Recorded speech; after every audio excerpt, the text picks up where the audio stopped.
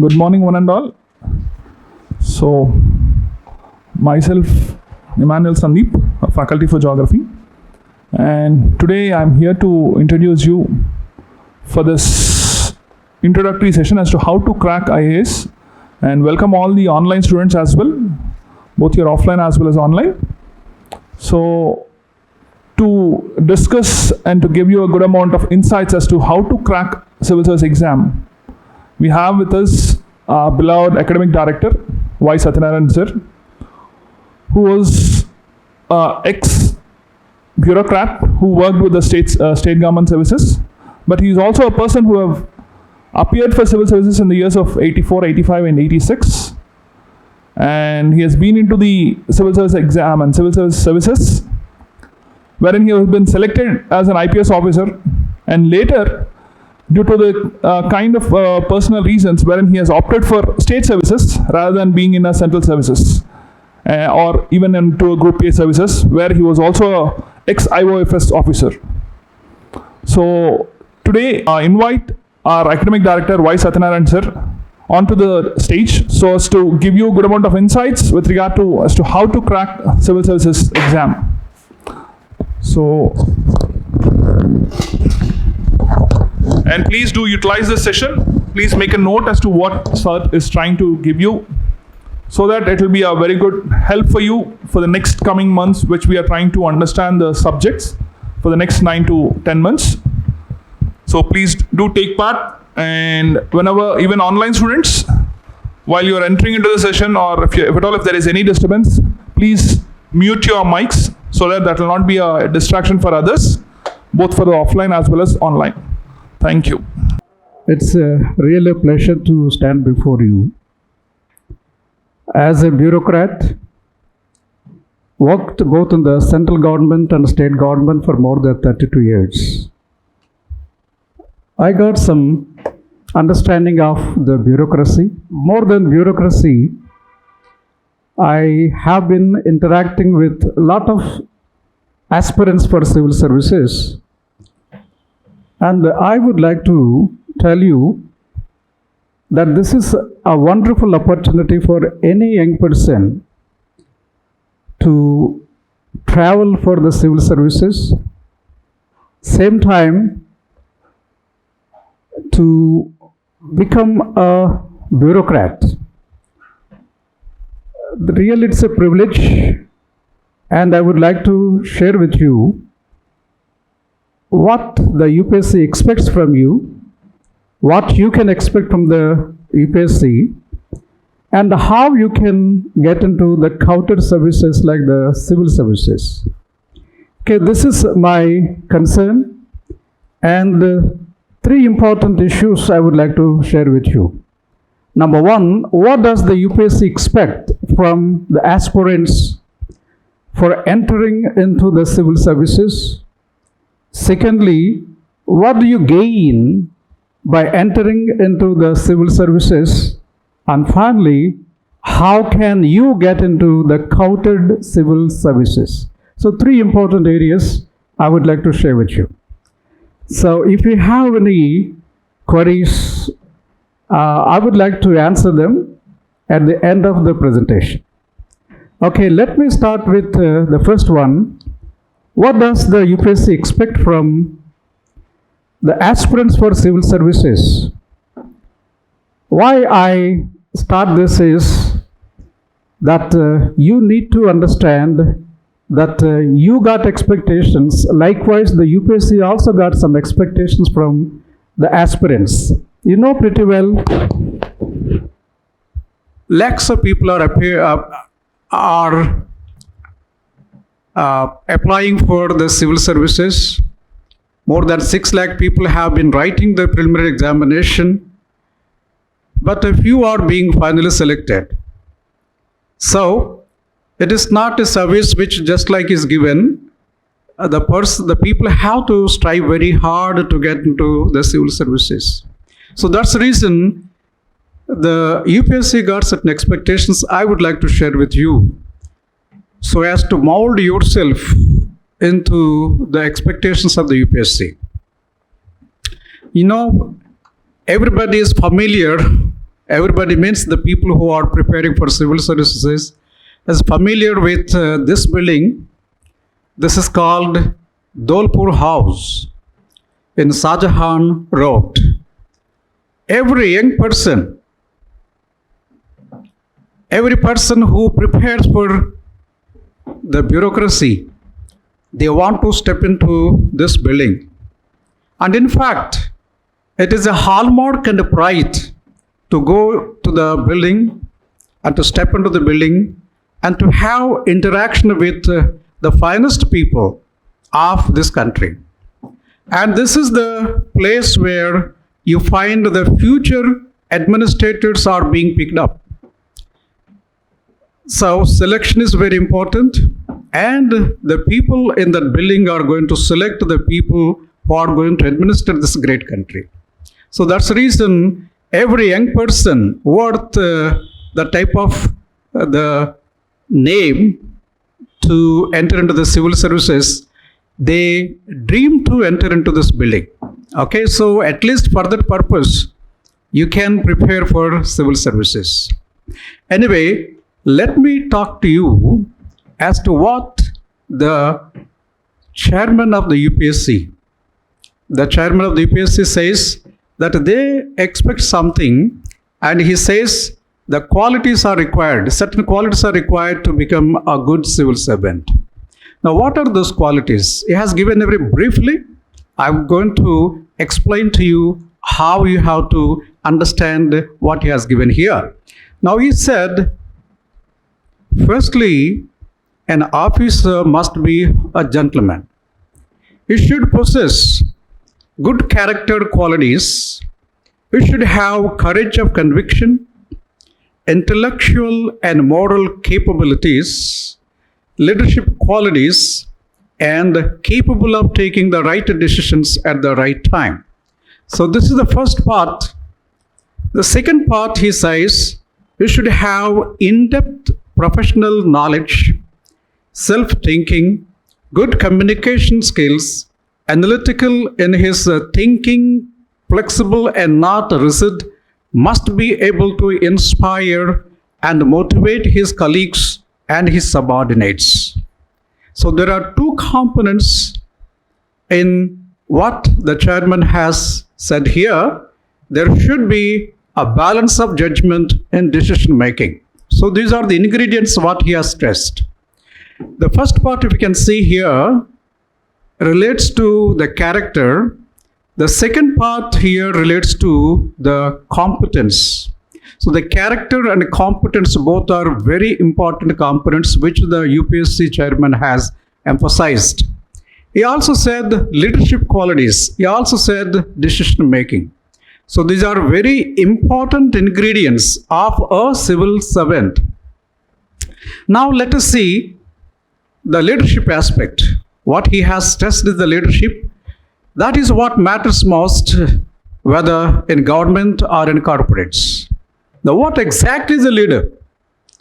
And what exactly is the leadership quality? So the qualities are very, very crucial. So how is leadership measured in civil services? Now, how can you measure the leadership? We can measure the leadership by two components, that is by competence and by character. These are the two. Okay, so the competence and character are tested by the UPSC through various stages of exams and personality test. Now tell me, what exactly do you understand by the word called competence, and what is leadership, or what is character? What is competence and what is character? If you don't know the meaning of these two things, then you are not understanding what exactly the UPSC is looking at. So, have a great understanding about these things, the competence and character. Competence means you need to have the required knowledge. The knowledge is to be converted into the skills, and at the same time you need to have the attitude to deliver the goods. Okay, that is called competence. You got a lot of people with the competence, but you find very few people with the character. What exactly is character? How can we define character?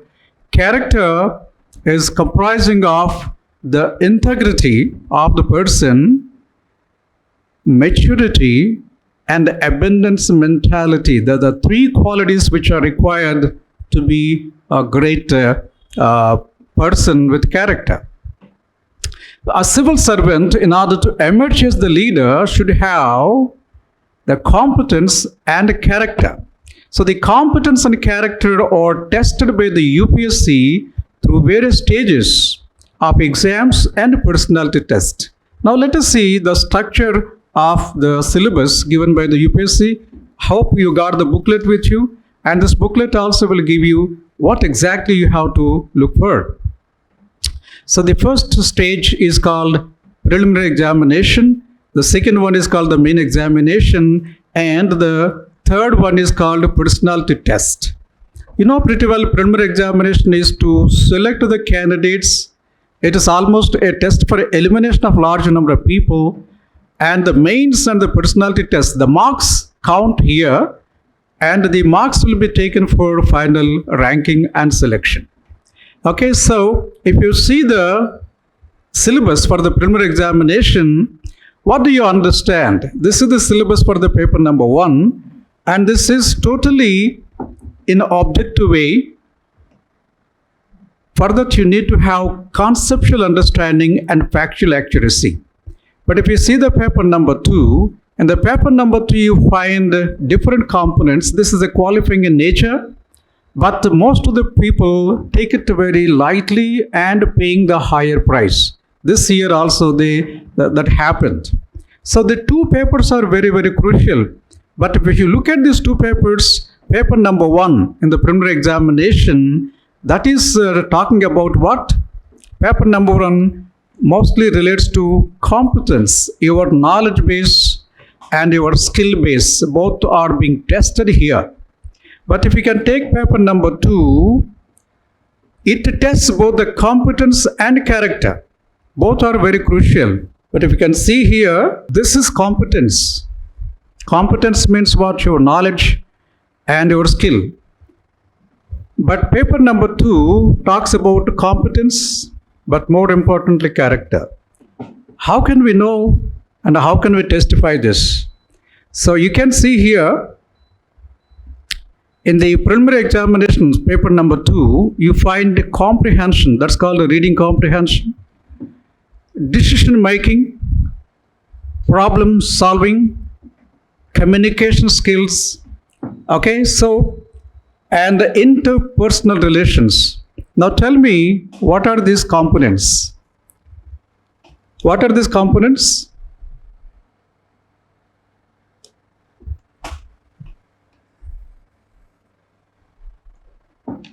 How can you learn this? It's not mere reading books. It is by what? By understanding. How can you learn interpersonal relations unless you got the passion to understand others? Okay, so you need to have passion to understand others, and you see that you are going to interact with others, and at the same time you wish the best of others. Then you can get this. This is a character-oriented trait. Then communication skills. It's not easy to learn communication skills unless you try to get the basic aspects of communication. Some of you are communicating to me with closing your total posture, no smile on your faces. Now, if you smile, it indicates that you are listening to me. Otherwise, you think that, okay, this is a sort of thing like that.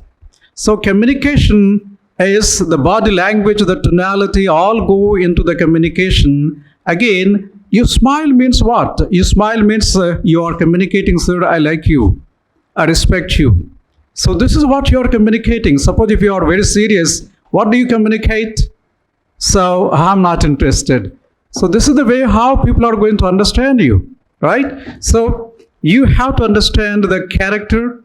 The character comes through what? Comes to your communication skills and how you want to interact with others. You want to take the decision, the problem solving, and understanding not only the subject but understanding others. These are our very, very important aspects. They mostly relate to the character. Okay. You know pretty well the paper number 2. In the paper number 2, you got the essay. Okay, so essay is a very important component, and this year people lost heavily in essay paper. People got as low as 66 marks, and people got as high as 149 marks. Okay, so how to tackle this paper? And general studies 1, 2, 3. And you know the paper called 4 general studies, that's called ethics paper. And this is your optional subject and the personality test. If you see these things, the nature of these papers, what they connote here is this. Mains, competence and character. That means the preliminary we have seen in the mains paper. What you have to understand is essay paper. There are 2 types of essays in the UPSC, and the first one is called I'm giving an example here to understand here. Okay.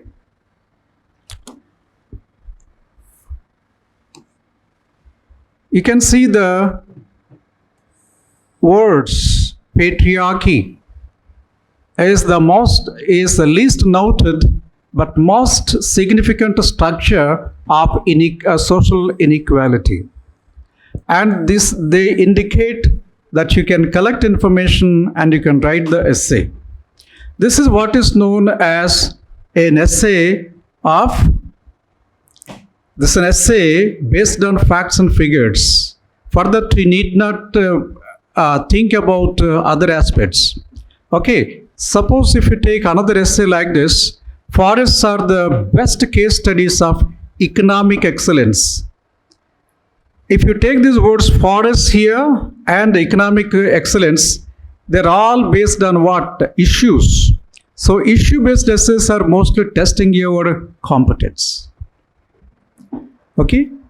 But if you can see other type of essays like this too, you can see here the 2. The time to repair the roof is when the sun is shining, or smile is the chosen vehicle for all ambiguities.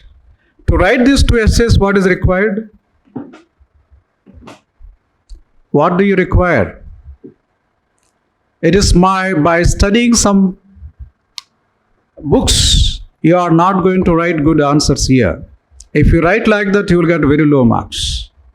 Here, what you need is your matured opinions, your experiences, and your observations. Okay, the broad understanding of the world, human nature. Okay, these are all very, very crucial aspects you have to understand. Okay, so you cannot write just like that unless you understand the human nature, the observations, vagera, vagera. So these essays are known as the opinion-based essays. Opinion-based essays are mostly, they are character-oriented essays. Okay, so the essay paper in the UPSC is going to test your competence one side and your character the other side. Sometimes the UPSC is giving more of the philosophical or opinion-based essays. That's why you must need to understand that the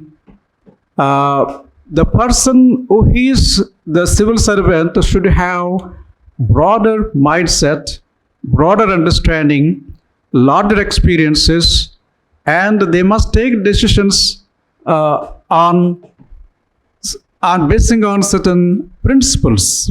Okay, that's the reason I say that you need to have the competence and need to develop the character. Okay, so if you can see the mains paper number 1, you find here the freedom struggle, modern India, and the world history, geography. They talk about competence. But if we can take the portion of history, culture, social issues, there your character comes into play. Again, in paper number 2, you find the polity, constitution, political issues, etc. They are all factual issues. Talks about competence. But if you can see the interpretation of these things and social justice, they all depending on your character. And paper number 3, mostly that is the competence, because the science, the economy, technology, disaster management, national security, all these things, they talk about more of your competence. Okay? But the paper number 4, you can see the topics which are there in the paper number 4, they're all character related topics. Ethics, values, attitude, aptitude, emotional intelligence, thinkers and philosophers, vagera, vagera, and the case studies. Unless you develop good character, you cannot write good answers, because you need to have the honesty and the integrity while presentation of the answers. Okay, so your character is more important than mere collection of information from books and other sources. I'm giving you an example here. A question is given in the ethics paper. Integrity without knowledge is a weak and useless, but knowledge without integrity is dangerous and dreadful. So this is the question. What do you understand by this statement? Explain your stand with illustrations from the modern context. Now you can see here, what is that he is asking? He is asking integrity without knowledge is what? Weak and useless. But knowledge without integrity is dangerous and dreadful. Which is more harmful to the society? Suppose if you are weak and useless, nothing will happen to the society.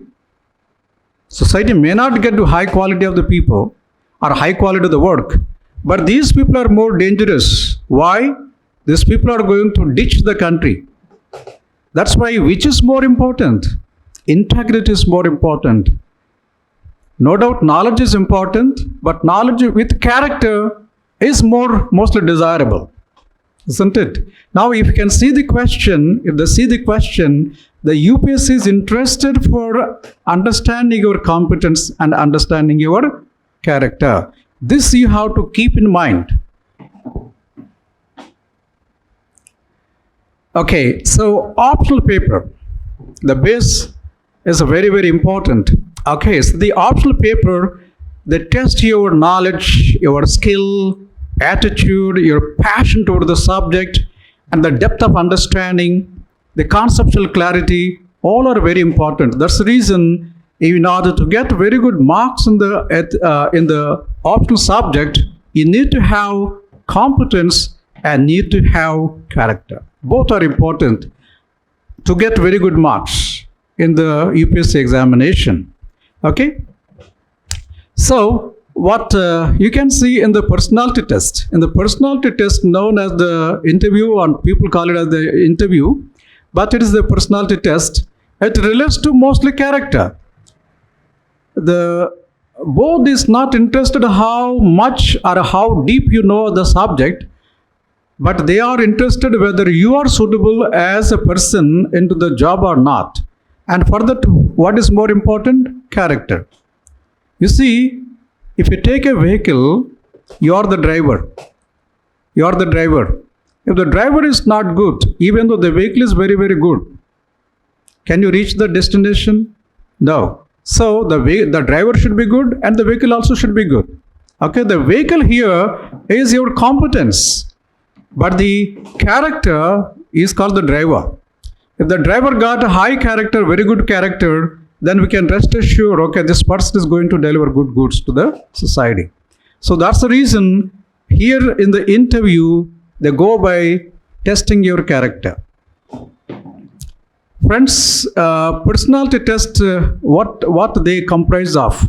You can see here the emotional intelligence, the balance of judgment, the comprehensiveness, decision making, okay, and these are very crucial factors. Hence, PT is mostly character related. So, if you can see the papers which are prescribed to you, including the personality test, one side you find competence, the other side you can see the character. These two are very important. Okay, so hence the UPSC revamped the system of the civil services and focusing on selecting candidates who possess competence and character.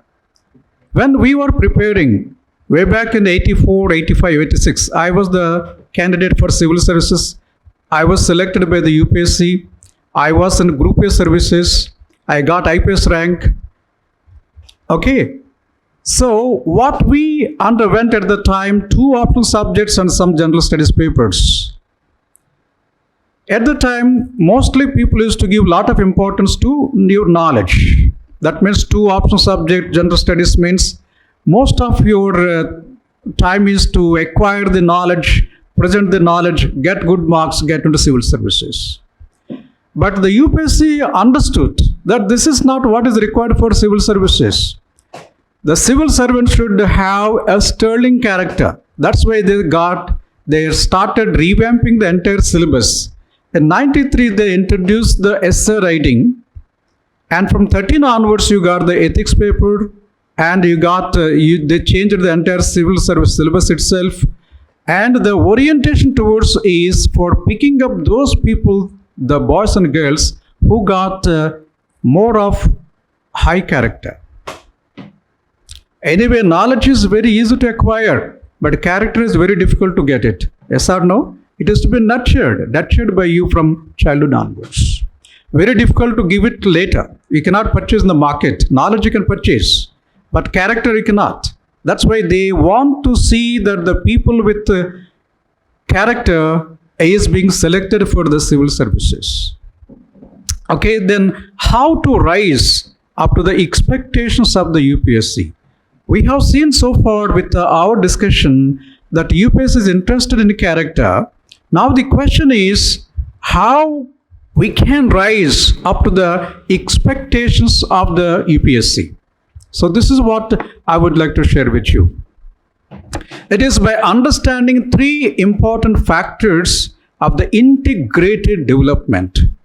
If you want to develop a great character personality, I would like to introduce to you 3 important personalities and their contribution. If you can understand the contribution of these great personalities, I think you can elevate yourself to such an extent that the UPS will be very much pleased with your equipment of the new human technologies. Okay, it is not mere knowledge I'm talking about here. I'm talking about new technologies which you can acquire by understanding 3 important personalities. In your degree subject, they might not have told you what these 3 important technologies. Now, in this brief seminar, you are going to learn certain important ingredients which are very much required to elevate yourself to higher levels. I would like to introduce first here is Howard Gardner. Have you heard the name of this person? Howard Gardner. Howard Gardner studied the education system of their country and overall in the entire world. What he observed is very, very interesting. What he observed is that people are being taught, students are being taught all over the world in 2 important intelligences. They're called so they are logic smart, they're word smart. That means what? They are learning mathematics, and they are learning what? Language. And these both are now called as IQ. Most of the education today is linked with IQ based.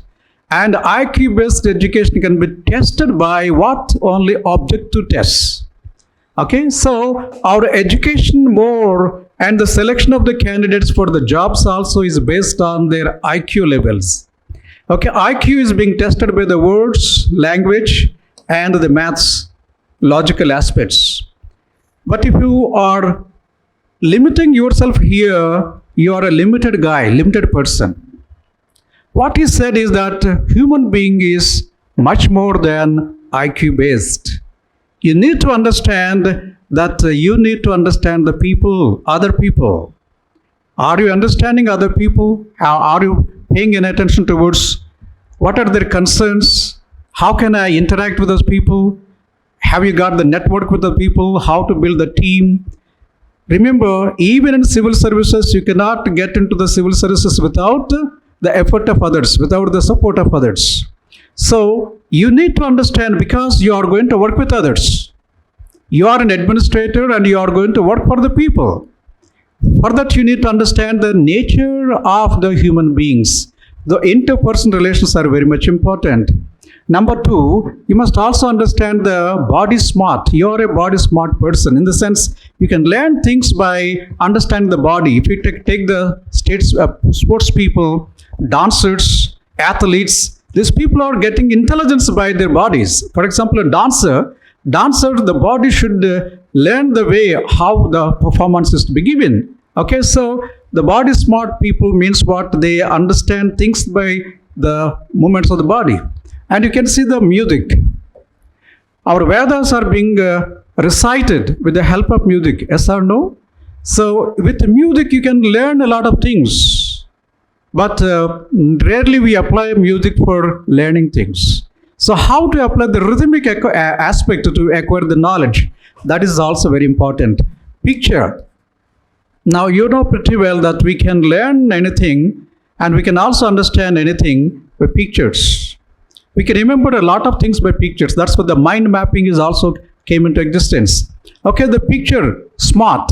Then the other thing is you must also go deep into yourself. You have to introspect all the time. You must understand your strengths and your weaknesses, how you can overcome the weaknesses and we can make a strong personality. That is also important. And at the same time, nature. We can learn a lot of things from nature. But our education today is not talking about these aspects. We are limiting our education mostly to the logic, maths, as well as the language. This is what we can call it as IQ-based education. What he says is this: human being is born with multiple intelligences. And if you can develop these multiple intelligences, then you can become a holistic person. A holistic person. That is what is required. In civil services, if you can pay attention towards civil services and join a very good institute, there you are going to develop these skills. The way how you can utilize the interpersonal relations, how you can utilize your body to learn things, your music to learn things, and to understand through pictures, understand through introspection, interpersonal intelligence, and the natural intelligence. So these are the different intelligences. If you develop these intelligences, then you become a holistic person that is required for civil services. But unfortunately, in our schools, colleges, and universities, this is not being taught to us. That's the reason most of the students are not aware of what they are and why we must care for these things. Okay, I'm going to introduce to you the second important element. This is what is known as EQ. EQ. What is the importance of EQ? For not only for a bureaucrat, for every human being. What is its importance? This is a magazine you know pretty well throughout India, throughout the world. Time is a reputed magazine. In 1995, there was an article written in this magazine, And this article almost made a big buzz in the corporate world, because the corporate captain leaders, that's called the leaders, they have been facing a bigger challenge. They have been hiring the very best from the market, but these people are unable to deliver goods. How to get the people to deliver the goods? So that was the concern. So this article made what is missing in the executives. This was brought to the notice of the the corporates by a man called Daniel Goleman. Daniel Goleman wrote the book called Emotional Intelligence. And you can see here why it can matter more than IQ. I told you now, our education system is confined to bringing the best from IQ, only our words and our logic. But what matters most is called EQ, is very much important, emotional quotient. What exactly is emotional quotient? He said human being is bestowed with the energies, and these energies are to be utilized in the right perspective. First thing is you must be aware of yourself. Aware of yourself means aware of your emotions. And at the same time, you must understand how to regulate your emotions. Emotions here means your energies. Okay?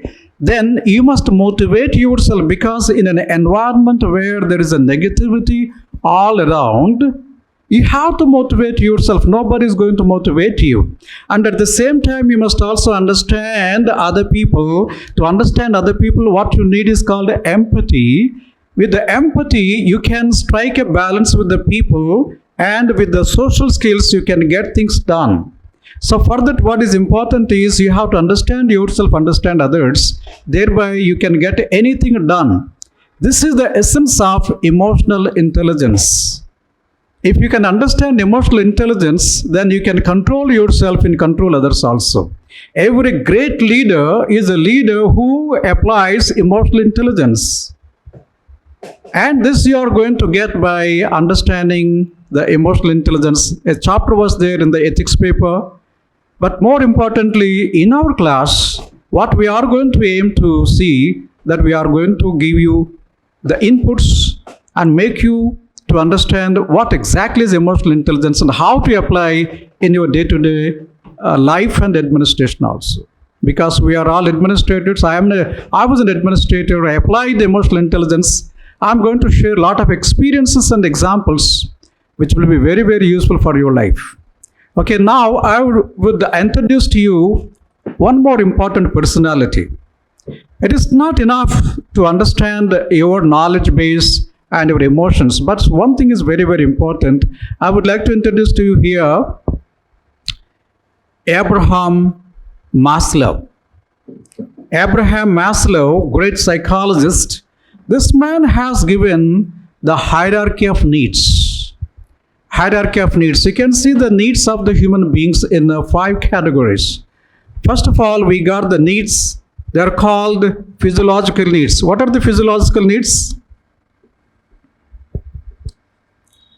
What are the physiological needs? Anyway, tell me. Roti, kapda, makan, like the necessities. They are called the physiological needs. Without this, you cannot survive. Then come to safety and security. Suppose the society is always fighting for with one another all the time, just like the animals are fighting in the forests, then you cannot have the safety and security. That's why we are living in a civilized society, isn't it? Then the third level of needs and called the love and behavior of the belongingness. That's why we want to have a family, we want to have friends, we want to have the near and dear. This is very, very important. Suppose if there is no love and belonging, then what happens? You cannot enjoy your life, because it is like living in a jail. You got food, in the jail you get the food, you got the security, but there is no love, isn't it? Yes or no? You will be put in isolation. Nobody is there to talk to you. So that's the reason you need to have love and belongingness. Then you need to have self-esteem. Once you get all these things, you want to feel very, very elevated, and you expect others are going to respect you. You are going to respect other people. This is what is known as the self-esteem. You want to have the respect from others, and you want to respect others also. After that, you need to go for what? Self-actualization. What exactly is self-actualization? Self-actualization is you got the potential, but your potential is not being tapped. You may realize that you are meant for a good dancer, but you are working as just like carpenter. But how can you realize your potential? How can you become a good dancer? Stop this thing and come to dancing and do that. In the life, you may realize that your potential at a particular stage, and there you are going to see, no, I want to do what I want to do. So some people take the subject which the parents are insisting. For example, you want to go for literature, but the parent says, no, go for engineering, like in Three Idiots movie. You know, the boy wanted to go for literature, but Sahasrabuddhe says, now go for engineering, and that fellow committed suicide. So self-actualization is very, very important. Yes or no? So that's the reason you need to have self-actualization in your life. This is the way how the structure of the needs are there. And by civil services, you can go for physiological needs, safety, belongingness, all these things. But most of the people may not realize. But if you want to become a good civil servant, that is called your self-actualization. So by coming to civil services, you can go for this. But in order to becoming a great civil servant, what is important? They are important, but something extra is important. That's the reason Abraham Maslow, during his fag end of the life, he came with one more need.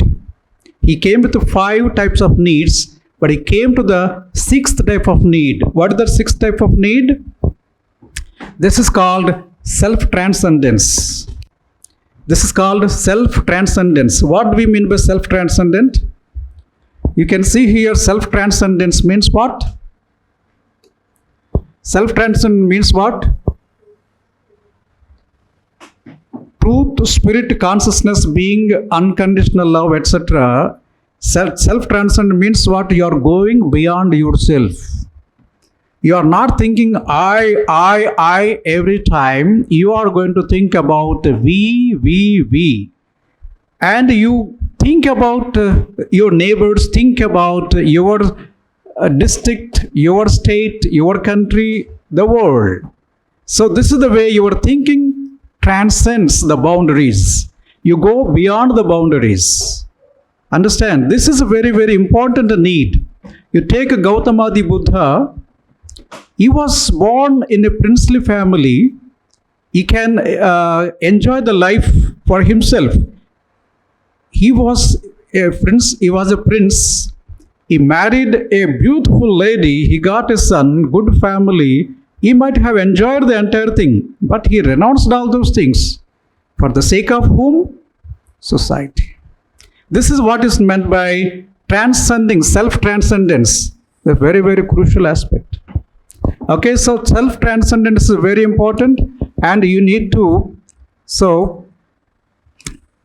go for self-transcendence. This comes to you through the civil services. So in order to rise up to the expectations of the UPSC, if you can study Howard Gardner, Daniel Goleman, Abraham Maslow, you are going to elevate yourself from a lower level to the higher level. Once you elevate yourself to the higher level, then you can become a very good public servant. Such a person is required for UPSC, right?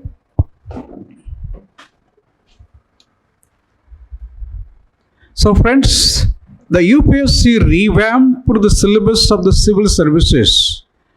What is it expecting? It wants to pick up candidates with multiple intelligences.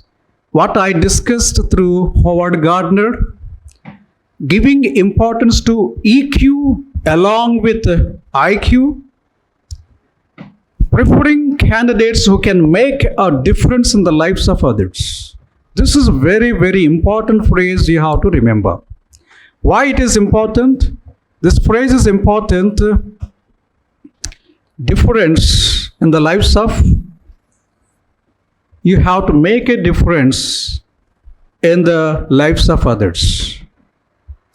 For example, somebody asks you, if you go to this personality test, they ask a question.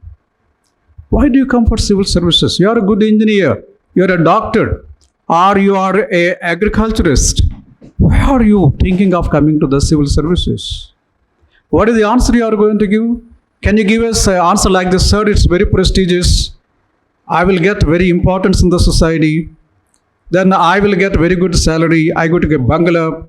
Can you give such answers? They're all bad answers. What is the right answer for that? The right answer is, sir, I am bestowed with XYZ skills. I would like to XYZ to the society. That means I want to make a difference in the lives of other people. If you can say like that, that is the right answer, and you must mean it also. Not just like pleasing others. You must please yourself by the answer. So that will come by what? By understanding the needs. What is your need? Your need is self-transcendence. Then you are best suited for civil services. You must also have very good IQ, EQ to emerge as a great leader. And you must have what? Multiple intelligences are required. You understand this? So that's the reason, friends. If you are very serious for preparation of the civil services, think about how you can elevate yourself to rise up to the expectations of the UPSC by understanding multiple intelligences, by understanding your emotional intelligences, and by understanding your needs. The highest need is self-transcendence. If you have the three with you, you are best suited for civil services. Got it? So, according to the aspirants for the civil services should mold themselves to rise up to the expectations of the UPSC. You got it? So, all are not eligible for civil services, but those people who got this type of understanding are best suited for civil services. Any questions so far? Got any questions?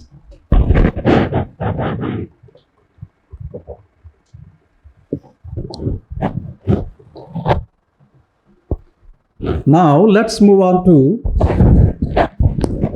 second important area, which I told you 3 areas I'm going to discuss here.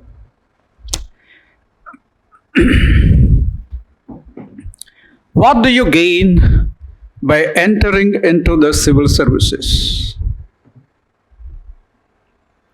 What is that you are going to gain by entering into the civil services? Because you are going to put a lot of effort to emerge as a civil servant. But do you get any benefits out of your preparation? Yes, sir, I'm going to get a very good job, good salary. Isn't that limited for that? You need to have a greater understanding as to what is that I'm expecting from UPSC. Because your journey is strenuous. Sometimes you have to travel for more than 6 to 7 years. 6 to 7 years. If you are genuine, if you are committed for civil services. You know pretty well the third ranker from our Telangana state, Uma Harati. She got selected on her 5th attempt. Last year, we got one more girl. Her name is Pusapati Sahithya. She got 24th rank on her 6th attempt. 6th attempt. Now you see the grit with which they are pursuing for years together. Years together. 6 years, 6 attempts means what? At least 7 to 8 years of your preparation is required for civil services. Now, why should you put that much effort for that? You are expecting something, isn't it? What exactly you are going to expect by entering into the civil services? I'm going to share here 3 important items. Again, from your expectations point of view. I'm going to introduce to you my mentor. I owe a lot of my life to this gentleman. I came to this world. Before I come to the world, he was nowhere, no more. He left this world. But still I treat him as my guru. As my guru. Do you know the name of this person? So, Dale Carnegie. His name is Dale Carnegie. How can you learn from him when he is not in our presence? No videos are available at the time. No personal videos because he was dead in 1955. But his books, they are the beckoning lights. That means you can learn a lot from his books.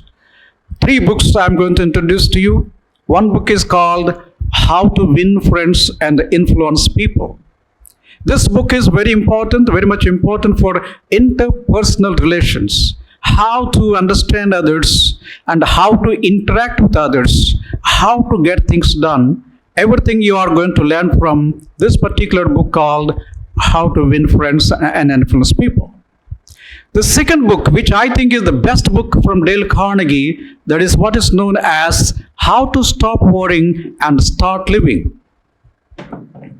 How to Stop Worrying and Start Living. It gives you a lot of inputs as to how you are going to mold yourself, how you are going to understand yourself, how you are going to come out of the type of limited mindsets, disempowering beliefs, and you can emerge as a great personality. The third book is about public speaking and influencing people in business.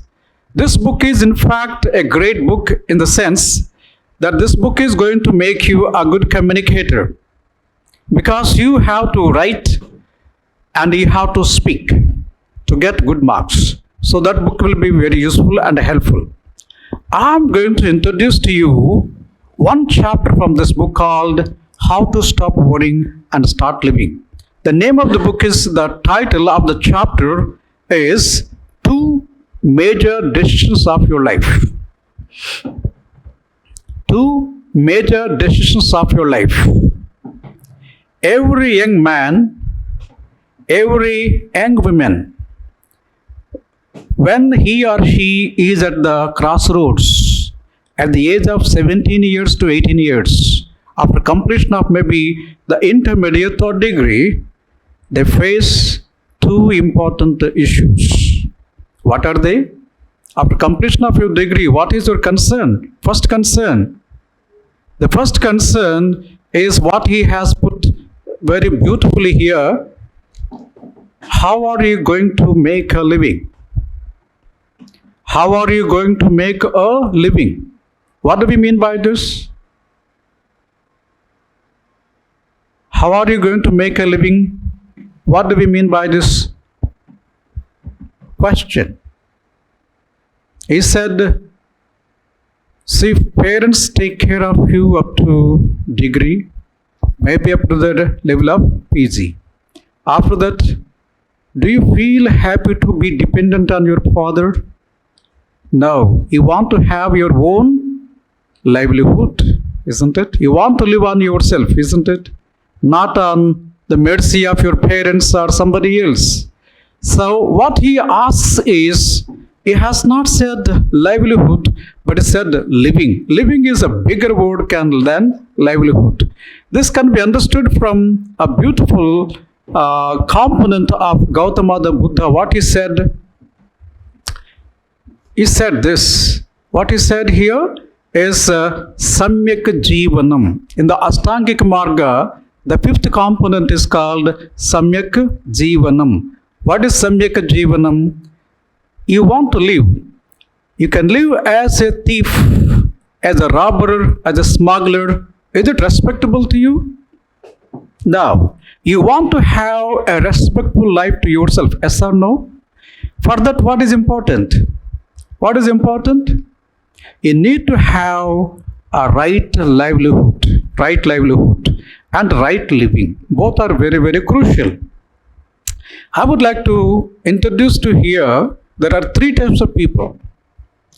I'm talking about three types of people not because of their wealth. I'm talking about the mindset, their mindset. Poor mindset, middle class mindset, and a rich mindset. You see, the poor people, the poor mindset people, they think about survival all the time. How can I survive today, tomorrow, a week's back? So his concern is how can I live? The middle class mind person thinks about comfort. I want comforts. That means I want fridge, I want a TV, I want a big flat, and I want a car. He is concerned with what? Comforts all the time. But the rich-minded person thinks about what? Freedom. How can I get my freedom? Now tell me whether freedom is important or not. What exactly is freedom? What is freedom? Freedom is living without restrictions by somebody else. You want to live your life basing on your own terms, not on the terms of others. Okay? So how can you get freedom? How can you get freedom? For example, a master and servant. Whether servant is free to do whatever he wants to do? No. Master alone is free to do things, isn't it? So you need to have freedom in your life. And the rich-minded people always think about how can I get the freedom. Poor-minded persons, they talk about people. They talk about movies. They talk about the cinema actors. They talk about the politicians. All the social media you might have seen, they talk about the bad of the other people. Most of the what we can say postings you can see, they're all talking about the ill of a particular person. The movie heroines, the heroes, their affairs, vagera. Is it required for us? But they are enjoying those things. Just like a pig enjoys the mud, they enjoy that type of gossip. And the middle mindset people, they talk about things. Do you know this car has come in the market? Do you know that has come in the market? This cloth is very good. That is very good. So they talk about what all the time? Things. Thing mentality. But the rich mindset people, they talk about what? They talk about ideas. Because ideas are going to change. An idea will change your life. Yes or no? I told you that my life got changed with the ideas of Dale Carnegie. He has given me some inspiration to me. That inspiration motivated me, and now I implemented those things. I am what I am because of the ideas which I have received from so many masters. Okay, ideas are very, very important. Poor-minded people say what happened. They never talk about what they are going to do. They talk about what others have done. Poor-minded people talk about, they watch things happen. So just they witness. They don't participate in the things to take place. Where the rich-minded people, they think about, they make things happen. They make things happen. That means they participate and they shape the things to come in the future. And poor-minded people think about short term. Oh, if I get a job, enough, man. They never think about what would be the future of this particular job. Middle-minded person, they think about mid-term. Okay, 3 years, 5 years, fine. But the rich-minded people think about long-term. The long-term, what I am going to do, what I am going to gain out of this. Are you a short-term person or a long-term person? It depends on whether you come for civil services or not. If you are a person with a civil services mindset, then you think about a long term, not the short term. If you are preferring long term results, then you must have patience. That's the reason civil services, the UPS is giving 6 attempts to you. 6 attempts to prepare for civil services. You need to delay your gratifications. For example, I want to watch all the IPL matches. I want to see all the events. I want to participate all the group revisions. I want to go to the marriages of all my friends, their friends, like that. What happens? You never get the time, and you are losing your time. For the sake of pleasure, you are losing your goals to be achieved in your life. So for that, what is important? You have to delay your gratification, then you can achieve your goal. And more importantly, you can get value, freedom over comfort. The people who got the long-term perspective, they value what? Freedom over comfort. That means ultimately you need to have the freedom. That means you must live your life according to your terms, not according to your terms or their terms. So for that, what is important? You need to have long-term perspective. Okay. So how can you value freedom with comfort? This is the question everybody has to ask himself or herself. It is by entering into higher employment or services. At the low level, when you are a clerk, you are bound by whatever dictations given by your boss. But if you are a civil servant of an IAS officer, IPS officer like that, you are going to have guidance from the Constitution, not by individuals.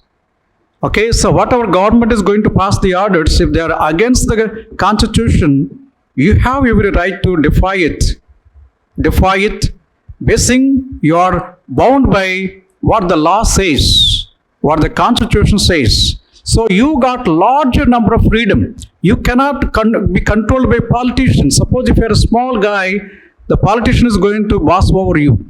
But if you are a IAS officer, you need not worry about the politician. You need to care for what the Constitution and what the law says. That's why you got more freedom when you are entering at a higher level of your services. That's why always think about higher service and higher employment. Now, what is a higher employment and a higher service? So remember, these are the words of the great personality, Dr. Ambedkar. What he says is this: higher education and higher employment is the only way for the regeneration of scheduled castes. It's not limited for scheduled castes. It is applicable to all the people. You want to regenerate yourself, go up into the higher cadres of life. What you need is higher education and higher employment. What is higher employment to you? The higher employment is civil services, both at the center and the state governments. I was in central services. I was in the union services. I was in the state services. I worked in both the governments. I know the type of privileges, there are obligations in both the services. I enjoyed these things. That's why you must try to see that you are going to enter into higher services. Normally people think that at the age of 18 to 21, I want to go get employment. I want to get employment. Yes, get into employment, not smaller employments. But you must join at a very high level. My philosophy is that you must always start your career at a high level, not at the low level. So for that, think very carefully and choose very carefully the civil services. Either they may be central services or maybe the state services. Okay, civil services, you got the All India services, Group A services. So Group A services, like that, many services are there. It may be IAS, IFS or IPS. There are many number of services which are available to you. Okay, number of services are there. And you can see at the very young age, you get the advantage. You get the advantage to stand at a very high level. I'm showing you here some of my friends here. So myself, Mr. Sanjay, now the IPS officer in the AP, additional DZ, CID, and there is my friend Prasad, is there in Secretariat. He was here, the director, Mr. Thirumal Kumar. He retired as commissioner, that's called Chief Commissioner Income Tax, IRS. And you can see here is my student, Mr. Gokul Ravichandran. He is the IPS officer. He is our friend now, IRS, first ranker from Kerala, and Chief Minister of Delhi, IRS officer, and Mr. Paulson, IPS officer from my student, now there in Home Secretary at Uttar Pradesh, and such the mix of so many my friends and others.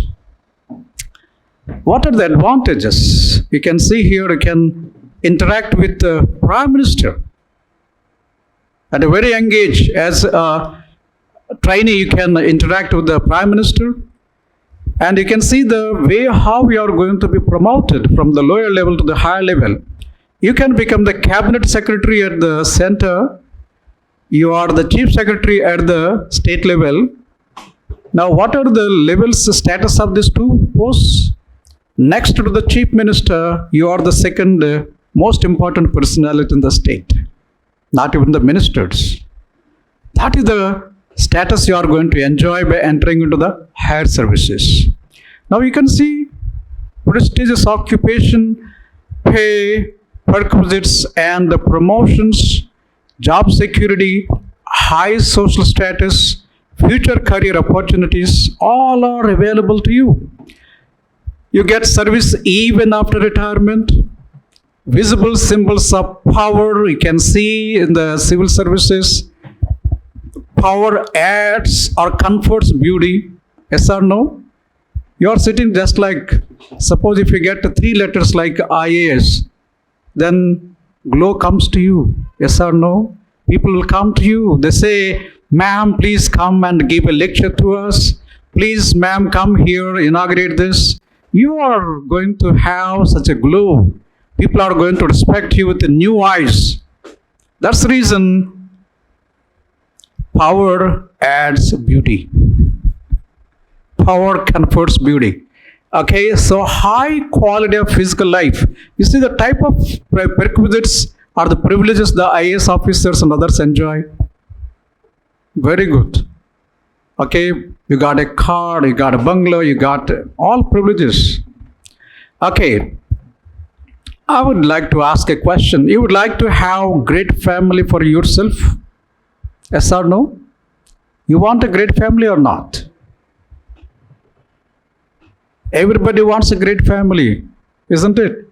If you want to get a great family, how can you have a great family for yourself? Before we proceed, what is great family? You must understand this.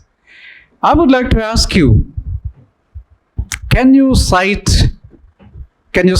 a great family? One example, wife and husband, whom can we call as a great example, lead from the front. Can you give such an example? Can you give such an example?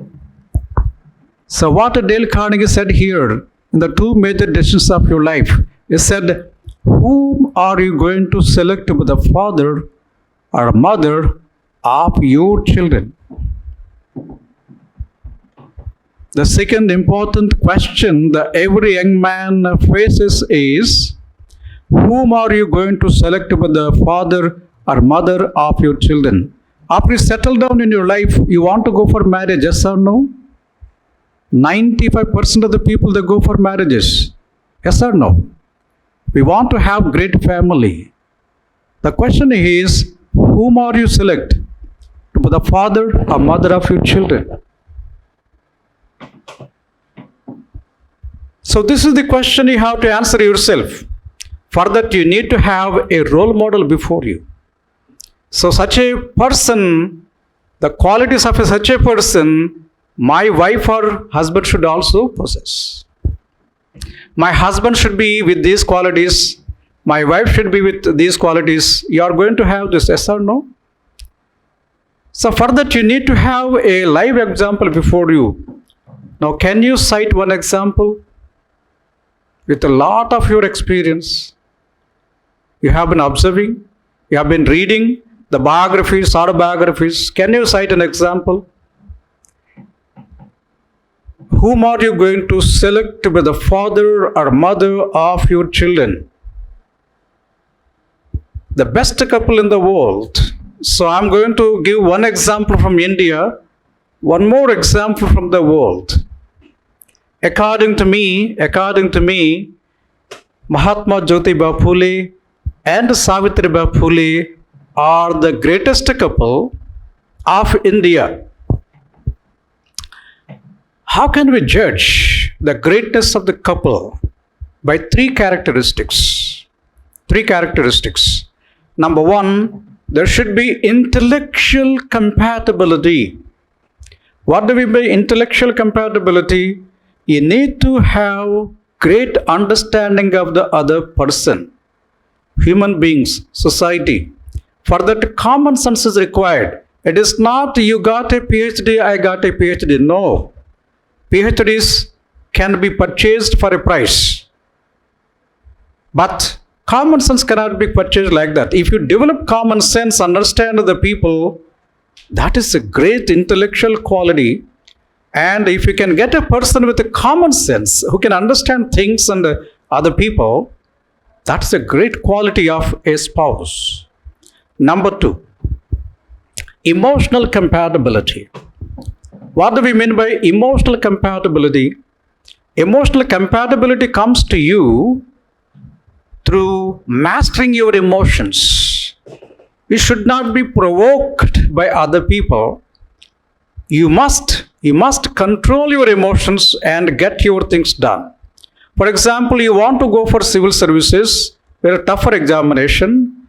For that, what is important? You have to focus your energies, not distracting for any attractions available outside. When you focus at a particular goal, you can get it done. Yes or no? That is what is known as emotional compatibility. The third one is called value compatibility. What do we mean by this? You must live as a human being with values. We respect a lot of people for their values, yes or no? You take Mother Teresa, Abdul Kalam, Muhammad Prophet, or you can take Gautama Buddha or Ambedkar. These people are not rich people. These are not rich people. They are very ordinary people. But they got the values. That's the reason we are respecting those people. Yes or no? So the value compatibility is very important. You have to live with values. There are so many rich people. Billionaires are there. But are we respecting those people because of the richness? No. We respect a poor person who lives by values. Ultimately, what matters most is values. That's why value compatibility is very, very important. And the couple whom I cited, they lived by the three. That's the reason they are the best couple in the world. Intellectual compatibility means Savitribai Phule was not educated before she got married with Mahatma Jyotiba Phule. But she learned with the encouragement of his husband, and she became the first women teacher of this country. And emotional compatibility, when she was teaching the girls, the advanced sections of the people, they used to throw cow dung, stones, water on her face. She used to go with one sari, change the sari before go to the class. And when Mahatma Jyotiba Phule was dead in 1890, Savitribai Phule took the cause of Mahatma Jyotiba Phule, became the first president of SSS, that is called Satyasodhak Samaj, and led the entire movement. That's the reason they are the best couple in my view in entire India. And I would like to show you the best couple in the world. It is Karl Marx and Jenny von Westphalen. Their story is also very, very fascinating. If you are interested, read them. You will get a lot of lessons from their life. So, friends, remember, you need to have great family by three things. One is called intellectual compatibility, emotional compatibility, and value compatibility. How is it related to civil services? In the civil services, you got the great opportunity to select the spouse from your batchmates. You see here Nagarjuna Gowda and who is she? Srushti Jayant Deshmukh, now Srushti Jayant Gowda. Okay, so both were there at Labsana. There they got, the interests got matched. And both are very good couple. Because the way how they interact with the people and the way she shows her character and he also, I think this is one of the best couples in the bureaucrats. So he was from Bengaluru, that's called Karnataka. She's from Madhya Pradesh, Bhopal. Now, is it possible to get married from one state to other state? How is it possible? He was able to get such a great person as his spouse, and also she also got him as the spouse because they both entered into civil services. There are many, many couples, IAS, IPS. I think Ria Dobby, Tina Dobby's sister, recently married an IPS officer like that. So, what we can understand is this gives a great opportunity to select your spouse. Such a highly qualified person you can get from civil services. Number two, wide choice even from the highest of your community. Though this country is a very progressive country, still we got the caste system. Most of the marriages are taking place in the caste itself. But if you are a poor person of the caste, you have no chance to get a girl from rich family to get married. So if you are a civil servant, you get the passport, you can get the opportunity to hire echelons of your community itself. The third one is choice to select from other communities. You see, intercaste marriages are very easy if you get into the civil services. Yes or no? Got? 4, choice to select from other states. So even if you are born in Telangana state, you get the opportunity if you are a civil servant to go to Delhi and you can get a girl from Delhi also. That is the opportunities available to you. So friends, remember, don't take this as a lightly, but I give importance to the person who comes as your close friend in your life. Jobs are the livelihood you can earn by any way. Suppose if you are an IAS officer, you don't like the administration, so you can come out and you can lead by any other ways. You might have seen some of the IAS officers, they resigned, they started some startups, they are earning crores of rupees. That's not a big deal. But what is more important? Life partner is more important. You can change your job. I changed my job, group A to almost group 1, from the center to the state government. But can you change the life partner, your wife or husband? No. So that's the reason, very, very important to pay attention towards selecting the person into your life. Civil services gives one very good window to bring such a person into your life. Yes or no? So that is another important area which you must think about. So these are the 2 important questions my mentor gave to me. What are the 2 questions? One question is, how are you going to get a living? Number 2 question is, whom are you going to select to be the father or mother of your children? But a good student should not stop at where Guru gives.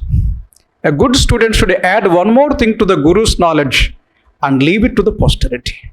So that way, I implemented 2 of my Guru's dictums. He said that, how are you going to make a living? Oh, higher service. I got it. Whom are you going to select the father or mother of your children? So I got a person of my choice. I'm very happy. But I was not stopped there. I added one more dimension to my life. What is that? Third major decisions which I have added to myself is, how are you going to make a life for yourself? You have to make a life for yourself. What do we mean by that?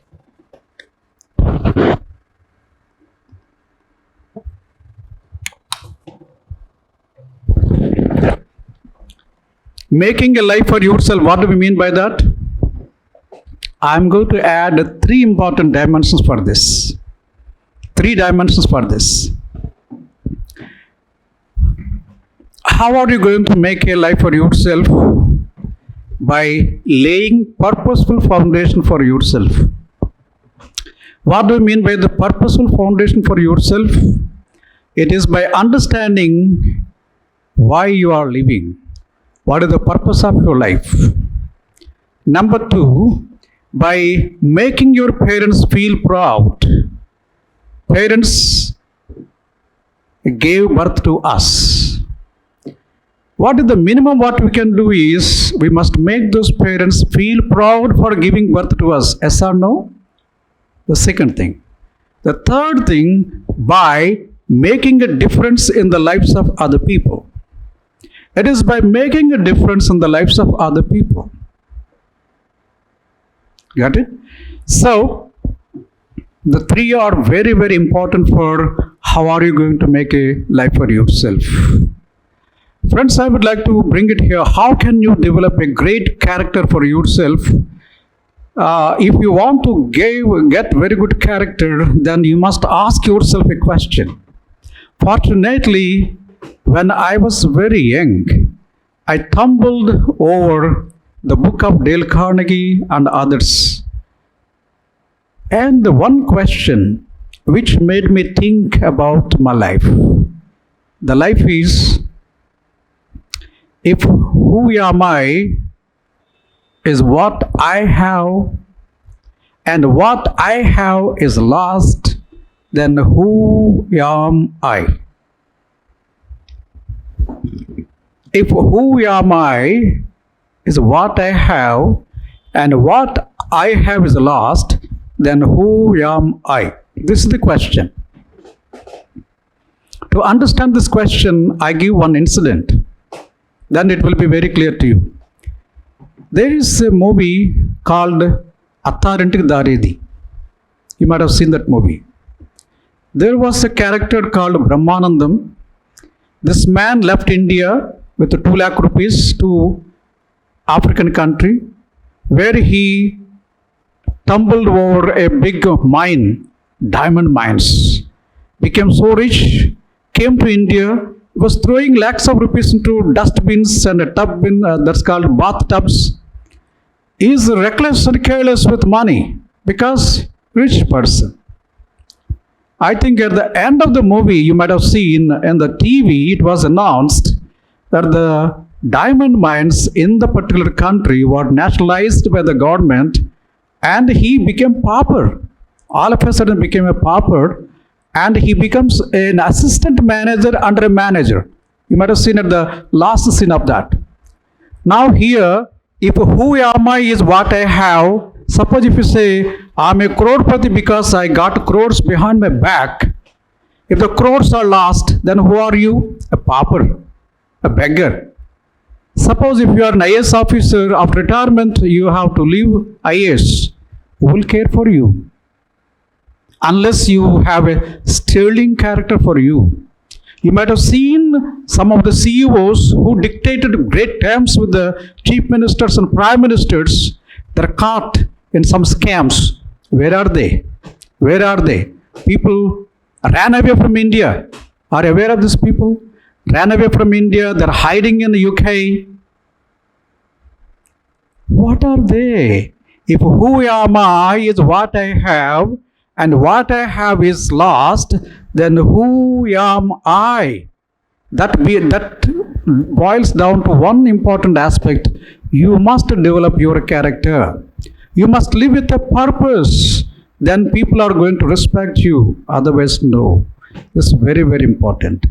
You see, I'm going to introduce to you a great personality, Viktor Frankl. Viktor Frankl was a personality from Austria.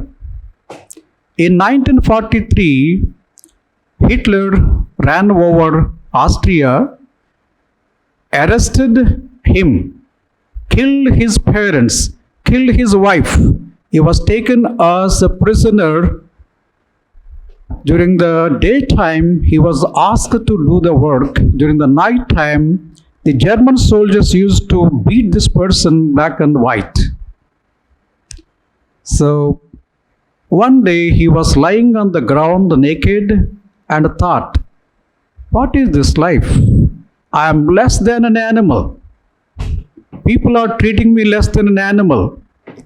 I am being beaten, I am being hurt, and he was repenting, and he got a question. The question is, am I the body or beyond the body? Am I the body beyond the body? Suppose if somebody is beating my body, I'm feeling very, very bad about this. Animals also do the same thing. Am I equal to the animal? No, I am beyond the animal. So I am beyond my body. So he showed exemplary character there. Next day, German soldiers came, started beating this man, but this man stood like a rock. Germans intensified their beating. Even then, he stood like a rock. They got fed up and left that day. Next day, they came. They started beating, but again, this man stood like that. Third day, they came and saw, useless. Why should we beat him? They left. He was released in 1945. All reporters, they surrendered him, asked, Mr. Frankl, we came to know that the German soldiers used to beat you, but you never cried for that. And they stopped beating you. Now what is the secret? Why? Then he said, I found the meaning for life. I wanted to convey this thing to the entire world. He came with logotherapy. And he wrote a beautiful book, Man's Search for Meaning. If you can understand that book, read the book, understand the message, then you can understand who you are. So man should live with what? Live with a meaning. So there is a beautiful question he has raised here that is called, as the struggle for existence is subsided, the question that remains is, survival for what? Ever more people have means to live, but no means to live for. Today, in the welfare states, governments are giving all types of food. Go to Tamil Nadu, go to Karnataka, come to Andhra Pradesh, come to Telangana, go to Delhi. All people are taking care of welfare schemes. And fortunately for us, no deaths are reported because of starvation. Today we got that type of facility, center is taking care, states are taking care, we got the welfare state. Even civil society is kind enough to take care of the people. But the question is, today we are not dying out of hunger, but most of the people are dying without any purpose. That's why he put the question, ever more people have means to live, but no meaning to live for. This is a beautiful, wonderful thing. What does it mean? We need to have meaning into our life. So there are many instances. I'm not going to share all those things. Here is Arnold Schwarzenegger, what the message has given. And of course, you can see here the Alfred Nobel also, how he started Nobel Prizes. All are very good instances, but because of time factor, I'm not going into. But a wonderful, wonderful way to discover the purpose of your life. Okay, so what is the purpose of my life is a very, very pertinent question. You can raise yourself when you are very young. It is not at the time fragment of your life. You have to raise this question when you're very, very young. If you have this question, life will be more purposeful. And how can you get your purpose fulfilled? By entering into the civil services. You can see here the foundation course becomes the foundation of your life. When you go to the foundation course at Mussoorie and other places, what you are going to receive there is a wonderful. By experience, I'm telling you, you are going to receive wonderful inputs. Thereby, you can elevate yourself from lower levels to the higher levels. Just I will show you the institutes. You see, this is the Mussoorie Institute. This is the police academy here. This is an academy in the revenue departments. And you can see at the Simla Customs, okay, IT and the Customs. And you got the institutes here in railways, Baroda, etc. Okay, this way, the institutes which are there, where you are being put for foundation course, they are going to lay foundation for your character also. So wonderful, wonderful opportunity to enter into the civil services. At Labasana, the type of inputs what you are going to receive will definitely transforming you into a great personality. So the second part which I am going to share with you is, how can you make your parents feel proud? How can you make your parents feel proud? I'm going to share with you one important personality. You can see here a rickshaw puller and a young man smiling. He is also smiling. And you can see the caption. What is the caption? Kaise bana rickshaw walon ka beta ek IAS officer. A rickshaw puller is his son, Govind Jaiswal, Narayana Jaiswal. You can see these people, see the transformation of these people. Narayana Jaiswal and Govind Jaiswal. How it happened? I'm going to share this. Very interesting. Govind Jaiswal was born in a very poor family, rickshawala. When he was very young, he went to the neighbor's house to play with the child of that neighbor house. The owner of the house said, "How dare you come to my house? You are a low level person. You should not enter my house." Then at the very tender age, normally he feels very bad. But Govind Jaiswal just asked me, "Sir, how can I become great?" Then that man said, "You become IAS, you can become great." That imprinted in the mind. Then at the time he started reading. Because he was a poor person, he used to take second-hand books. He used to wear very old clothes. That is the way. This way he almost came to the degree level. And one day he went to his father and said, "Father, I completed my degree. I want to become IAS. For that I must go to Delhi." Then Narayana Jaiswal looked into the eyes of his son and said, "Son, I got a small piece of land. Small piece of land. I am selling that." He sold it, gave 40,000 rupees to his son. "Go to Delhi, do whatever you want to do with this money." He studied there and cleared his mains. Interview. He wrote a letter to his family stating that, "I got very bad clothes. I must go to the interview with neat clothes. Send me some money." Then Narayana Jaiswal had no money. But his sister, elder sister, saw the letter. She was pregnant at the time. She was able to save 5,000 rupees for the delivery purposes. And she sent the 5,000 rupees to his brother and said, I will take care of myself. I'm very confident that you are going to become an IAS officer. So utilize this money, purchase good clothes, go to the interview. He went to the interview, got selected. But very interesting thing happened.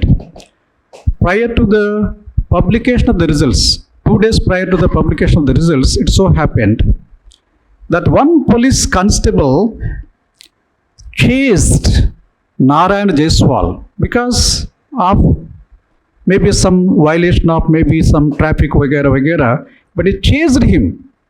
He felt very bad. A policeman chasing A rickshaw person, nobody takes care anything, but Narayan Jaiswal felt very bad. He was almost feeling very shameful for that behavior of that police constable. 2 days later, results came, and of course, there was a big festivity in the house of Narayan Jaiswal.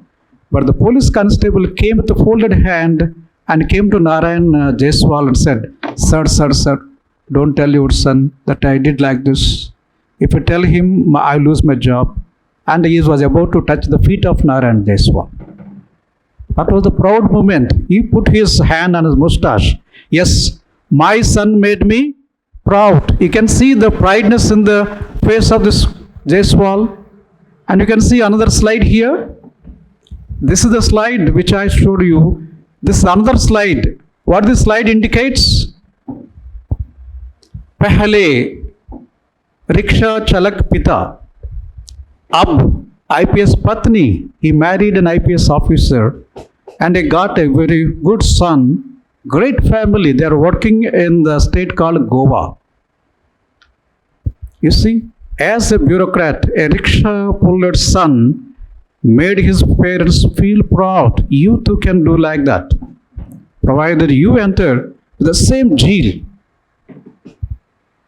The third important aspect I would like to share here is how can you make a difference in the lives of other people.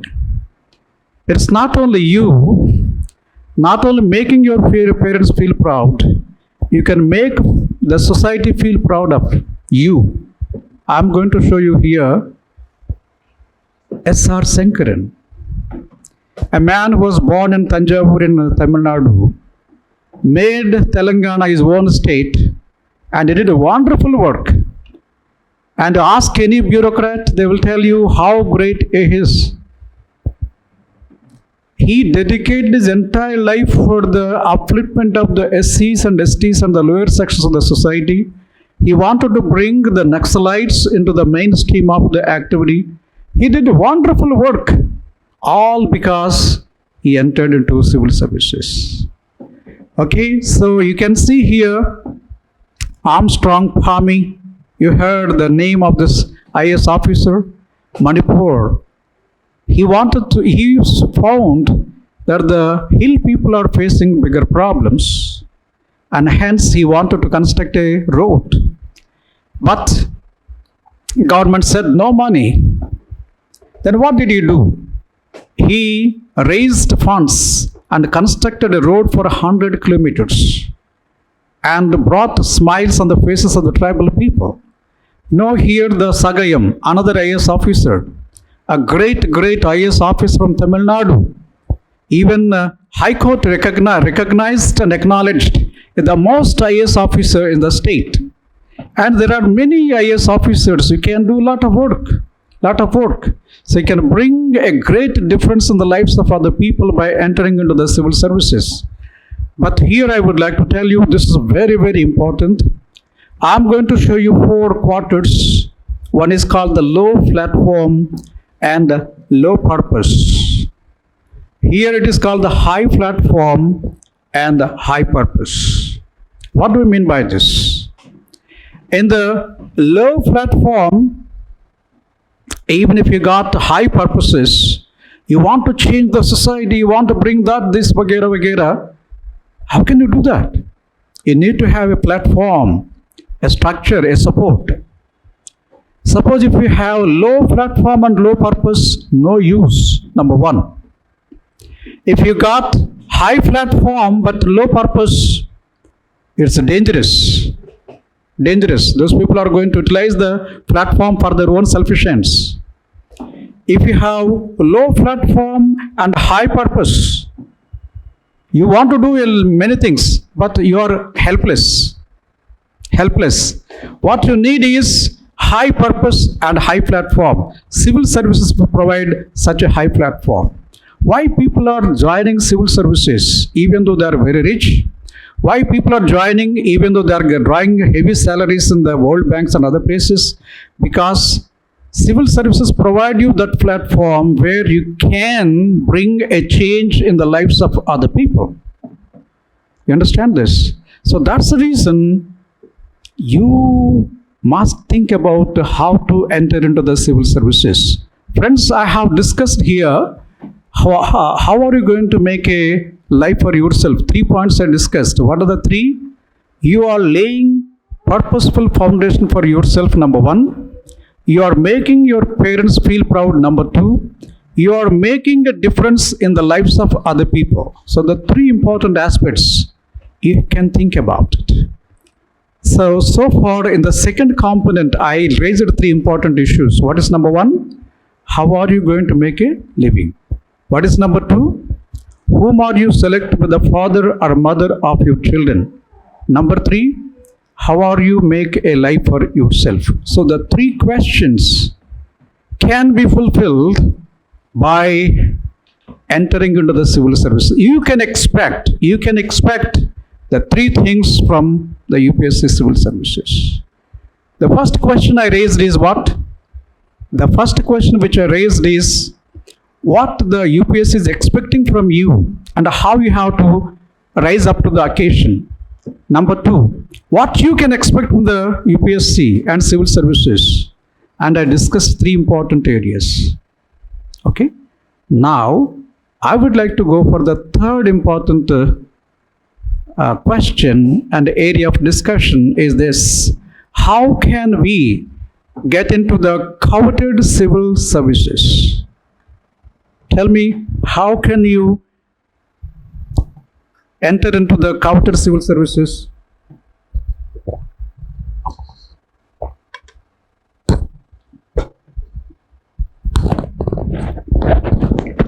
Now tell me, you all want to enter into the civil service, yes or no? Yes or no? Otherwise, you might not have come here. You all want to enter into the civil services. How can you enter into? What do we need to do to enter into the civil services? I would like to introduce to you one more mentor of myself. I was benefited by the advice of great people. I received so many inputs from great people, and another important great personality in my life is Stephen R. Covey. Stephen R. Covey wrote the book called The 7 Habits of the Highly Effective People. I met him personally twice. Of course, he is no more.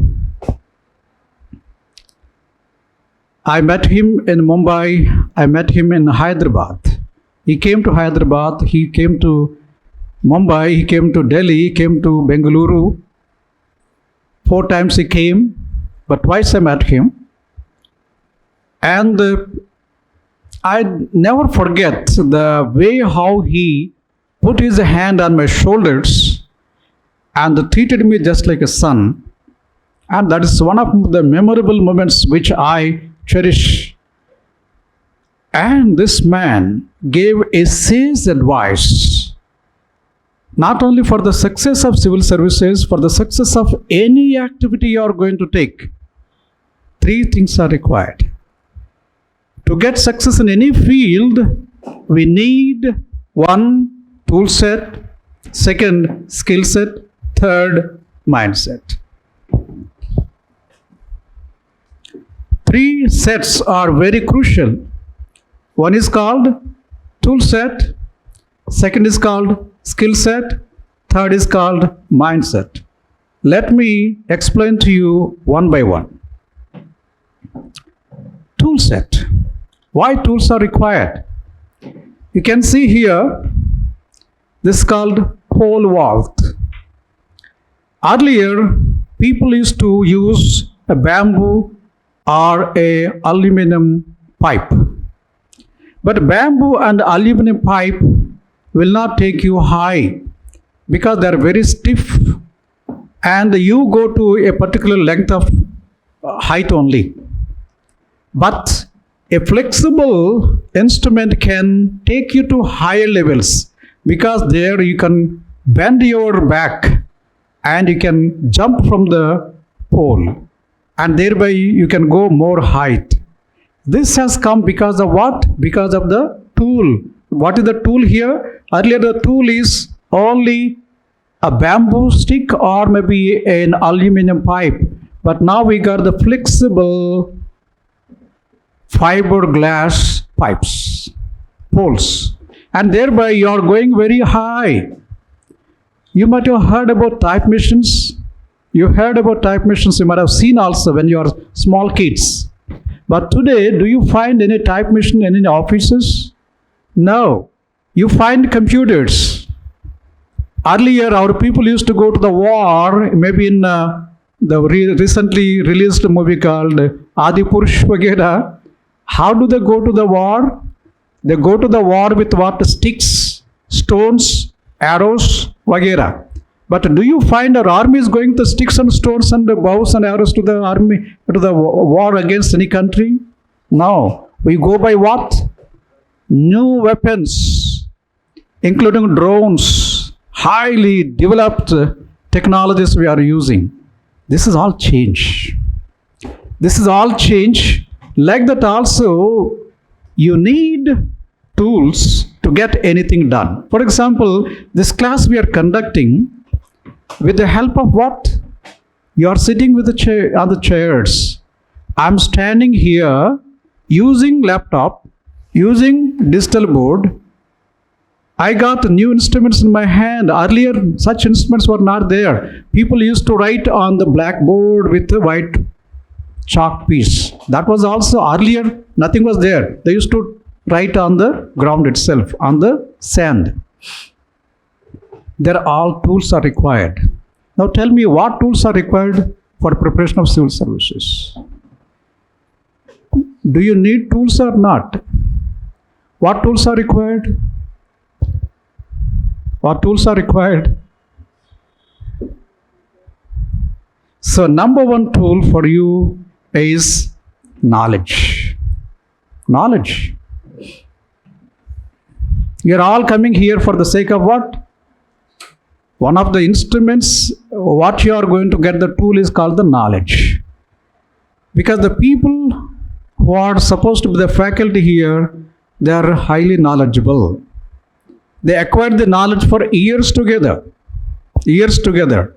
I'm teaching here ethics and essay, Telugu literature, reading comprehension, and other subjects. But I have been acquiring this knowledge from the last 40, 50 years. Okay, I have been teaching the subjects from the last 40 years. And my subject is at a high level, isn't it? So I'm giving this knowledge to the participants who are coming to this institute. This is called the tool. Knowledge is the tool. And you must understand what exactly is knowledge. Okay, so knowledge is not mere information, facts and figures. Knowledge, you can see the structure of the knowledge is like this. You can see the data converted into information, converted into knowledge, that gives you the wisdom. You find information everywhere. Go to Rajendra Nagar in Delhi or come to Gandhi Nagar or Ashok Nagar here, you find a lot of books are available. Go to an institute, you can purchase books. Yellow books are available. The knowledge from different sources are available. You can collect bundles of knowledge, bundles of what we can say books. But the books are giving what? Most of the books are giving information. It is like water everywhere, but not a drop to drink. That is the situation. What you need is the relevant information is required. That's relevant information in proper perspective called knowledge. But knowledge you get rarely. You get information even from the smartphones. Bundles of knowledge, bundles of information. But what you need is the relevant knowledge is required. That will be given in the institute here. Okay? So, number two, you need to have optional subject. Optional subject. Very good tool. Why it is so important? Tell me. Optional subject is like the base of the pyramid. Just you have seen the pyramid, the base of the pyramid. It should be very, very strong, isn't it? Like that, optional subject carries how many marks? 500 marks. How many marks are desirable? Yeah, 300, 280, 300 is the very reasonable mark to get into civil services. You see all the toppers, they are getting 300 plus. The second ranker got 275. Okay, so 280, 300 is very much important because that gives an edge of almost some 30-40 marks more than the required marks for civil IAS. 50% enough to get into IAS. But an optional subject which gives you 5% more than other subjects will definitely give you the boost to get into the IAS. Got it? Which subject is to be selected? Which subject is selected? You can see here there are many subjects are there and many literatures are there. And you can also see here Nandini, she got 331 in Kannada literature and became the topper. That gave a good foundation for her to get into the civil services. Okay, you remember here, I'm going to show you N. Lakshmi. It's a very classical example, that's why I'm showing you here. Now you can see how many marks she got. How many marks she got? 119 in essay. 119 is not an exciting mark. At least you must have 130, 140.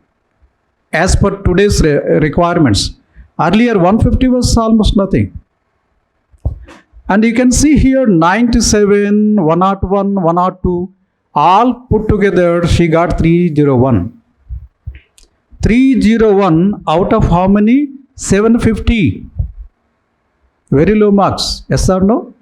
Out of 750, she didn't get even 50%. Not even 40%. Got it? And you can see here this called PT. How many she got? 157 is very low mark. This year people got 210. 3 persons got 310, 209, 206. And you can find 175, 180s, 198, 196, 193. Common marks. So that's what you have found. Large number of people got those marks. But she got very less.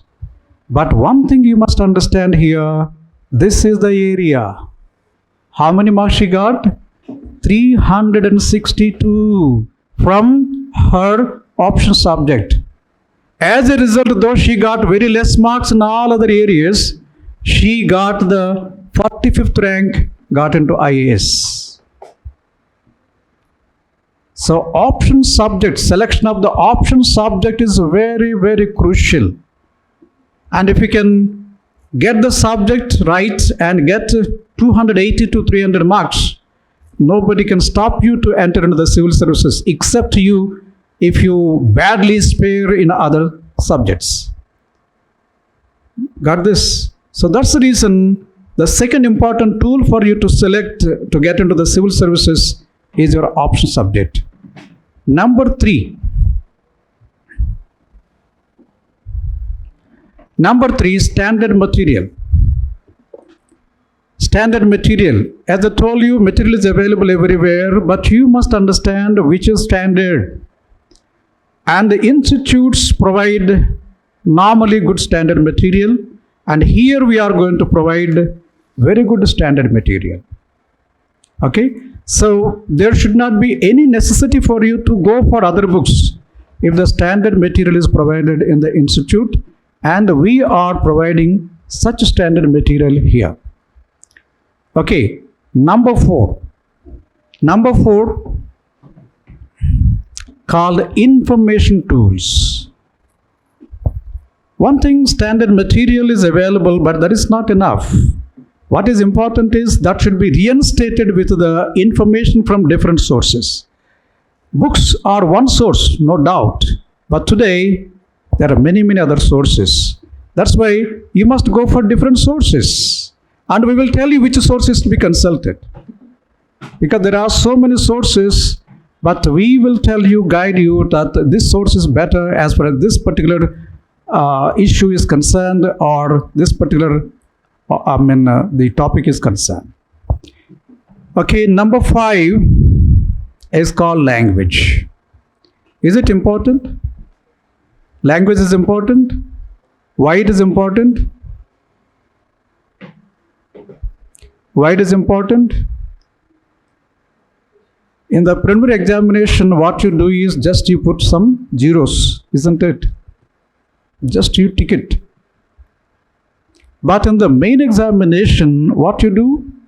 You write. Descriptive examination. That's objective examination.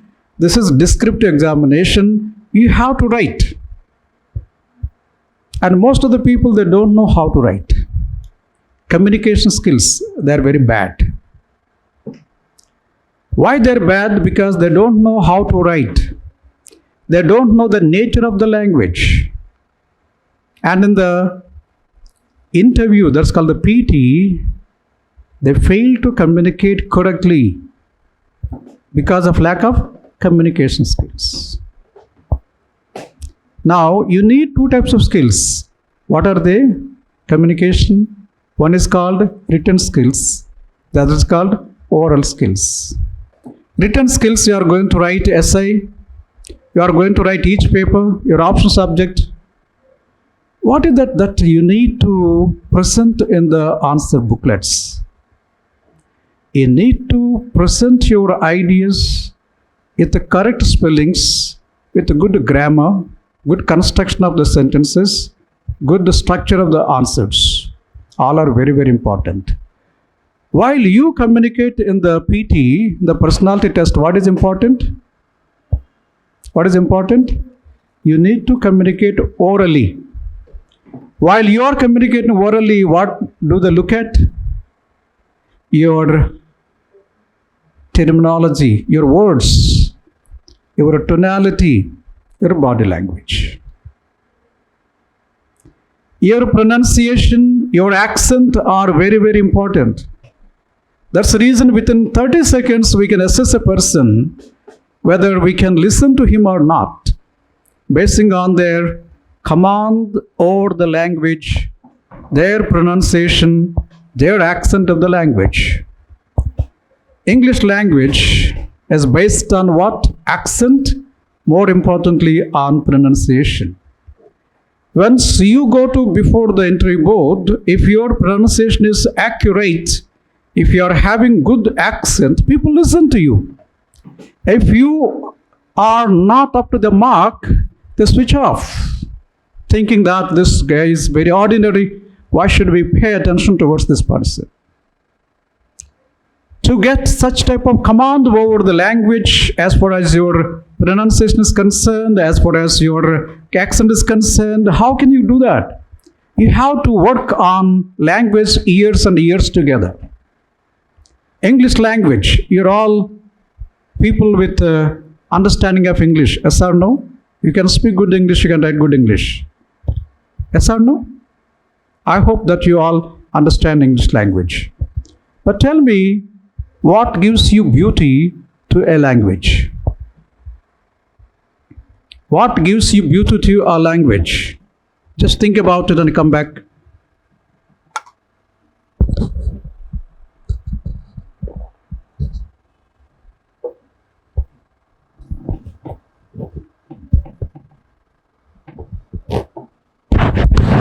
What gives you beauty to a language?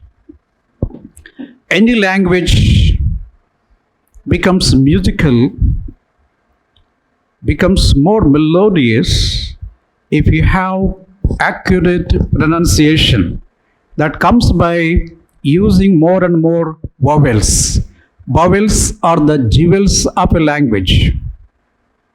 Vowels, they add beauty to a language. More vowels, more beauty. Now tell me, in English language, in English spoken language, how many vowels are there? How many vowels are there in a spoken English language? Normally people give the answer, sir, A, E, I, O, U. 5. Wrong. Wrong.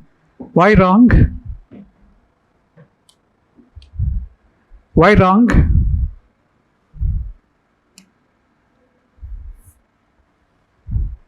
In the English language, you got 7 short vowels, 5 long vowels, 8 diphthongs. Total comes to 20. Total comes to 20, but most of our students, they don't know the difference between a long vowel, a short vowel, or a diphthong, and they don't pronounce them. As a result, you are not understood properly by others. You cannot communicate. 20 vowels are there in spoken English language, but the students are not aware of that. So to understand and go for accurate use of language is very important. And this tool, language, is the legacy what we have gained from our forefathers. But we are not paying attention towards accurately pronouncing the words and using the language. This is very important. Now our institute is making efforts to see that the students are given additional input in language. We want to associate with certain institutes, like a Che Guevara Institute is there for spoken languages. We would like to associate them. We ask them to come here. They are going to educate you. They teach you the language lessons here, and you will be equipped with the languages. Okay, this is another important tool what you have to acquire, and we want to provide to you. Okay, so other important thing is called friends circle. What is the necessity of coming over offline when things are available online? So this is the question. The advantages of coming to the institute is, here you are going to have group discussions. Here you are going to have interactions. Here we are putting you into group discussion, some groups. We make you certain groups, 3 to 5. Now what is the use of a group? What is the use of the group? You can see here the group gives you the energy. That's called the synergy. You are going to gain here, and here you are going to be protected by the group itself because you become very, very close. I would like to bring here the cloth exam. A cloth exam in 2018, there are 3 friends. One is called Aman Garg, second Devans Kaushik, third is Anmol Gupta. All 3 stayed in one room. They studied together. They got the first, second, third ranks. And they said here very beautifully, all the 3, they shared the lessons, and they shared, studied individually, and they shared collectively. Thereby they got more knowledge. By sharing, we are growing. This is what they applied, and they got into good ranks, 1, 2, 3 in the CLAT examination. You may think, oh, that's easy. But what about civil services? In civil service also, it is possible. You can see here, group study with my friends helped me. These are the words of the third ranker, Uma Harati. She said, some of my friends decided to join me in my preparation, and we all studied together. It turned out to be favorable for all of us, as 2 of my friends qualified in last few years, and I, along with the 3 other friends, cracked the exam this year. Third ranker Uma Harati. You see the collective effort bears the fruit. That's why here we would like to bring you into certain groups, and that will definitely help you to get into the services. Okay, Institute. So, Aspirants Institute, it is an effort by like-minded people, good-hearted people, and we want to help and bring quality into the coaching, quality into the lives of the people, and we got the type of commitment towards taking you to high levels. So select an institute where you are going to get extra benefits, and at the same time the institute is ethical and catering to the needs of the individuals. Okay, finally, a mentor.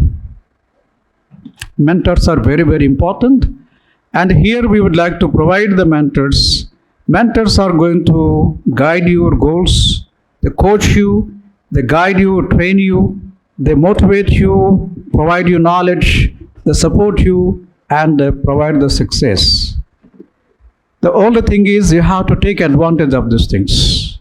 Come regularly, interact with the mentors, interact with the people here, and thereby you are going to hone your skills, and at the same time you are going to get more and more inputs. Okay, so here the mentorship is there, and they will help you to protect you like this, and thereby you can realize your dreams. Okay, so these are 8 important tools which you have to acquire, and we are going to provide. What are the 8 we have discussed? What is number 1? What is number 1? Knowledge. What is number 2? Option subject. What is number 3? Standard material. Number 4, information tools. 5, language. 6, friend circle. 7, institute. 8 is called mentor. These are the tools which are very much important for you to get success. Okay? So, tools are not useful unless you know how to use the tools. That is called skills. Now I am going to take skill set. Skill set. What are skill sets? What is a skill? Applied knowledge is called a skill. Once you apply once, twice, thrice, vagera, that becomes a skill. Take swimming. When you go first time, you don't get the skill. If you practice for 5 times, 6 times, or 10 times, then you become perfect. You can get that type of expertise. You can swim very easily. Cycling, anything you take, writing even, everything goes by the skill. So you must also get some skills in order to get very good marks. UPSC prescribed certain skills. What are the skills prescribed by UPSC? You can see here. Okay, before we go for the UPSC skills, I would like to bring here how important is skill. I am talking about the pole vault we have seen, now high jump. Earlier people used to run like this and jump on the pole. But there is one person called Fallsbury Plough. This man, he started running and changed the position, jumped by raising his hips. Okay, so this is the way how he jumped. So it happened like this. It happened like this. And the Olympics, you find how people jump from the bar. Normally, if you jump like this in the straight, you cannot go just like to a particular height. But by changing the position to the back, they can go up and jump at a higher levels. They created history. They created history. It all was possible by learning new skills. Okay, the UPSC now demands certain skills which are very much required for civil services, and you have to obtain those skills. What are they? Mental alertness, critical power of assimilation, clear and logical exposition. Some not giving the meaning. Why? Because it takes long time, but you can refer through certain sources and understand, because each one takes a lot of time. Number 4 is called balance of judgment. You should not go for extremes. Variety and depth of interest. That means you need to develop not only the bookish knowledge, but you need to have good skills, good hobbies, and you must also understand what is happening in and around. You must also go for what? Social cohesion. That means you have to interact with the society, societal members. Then develop leadership qualities, intellectual and moral integrity. It's the character again, I tell you.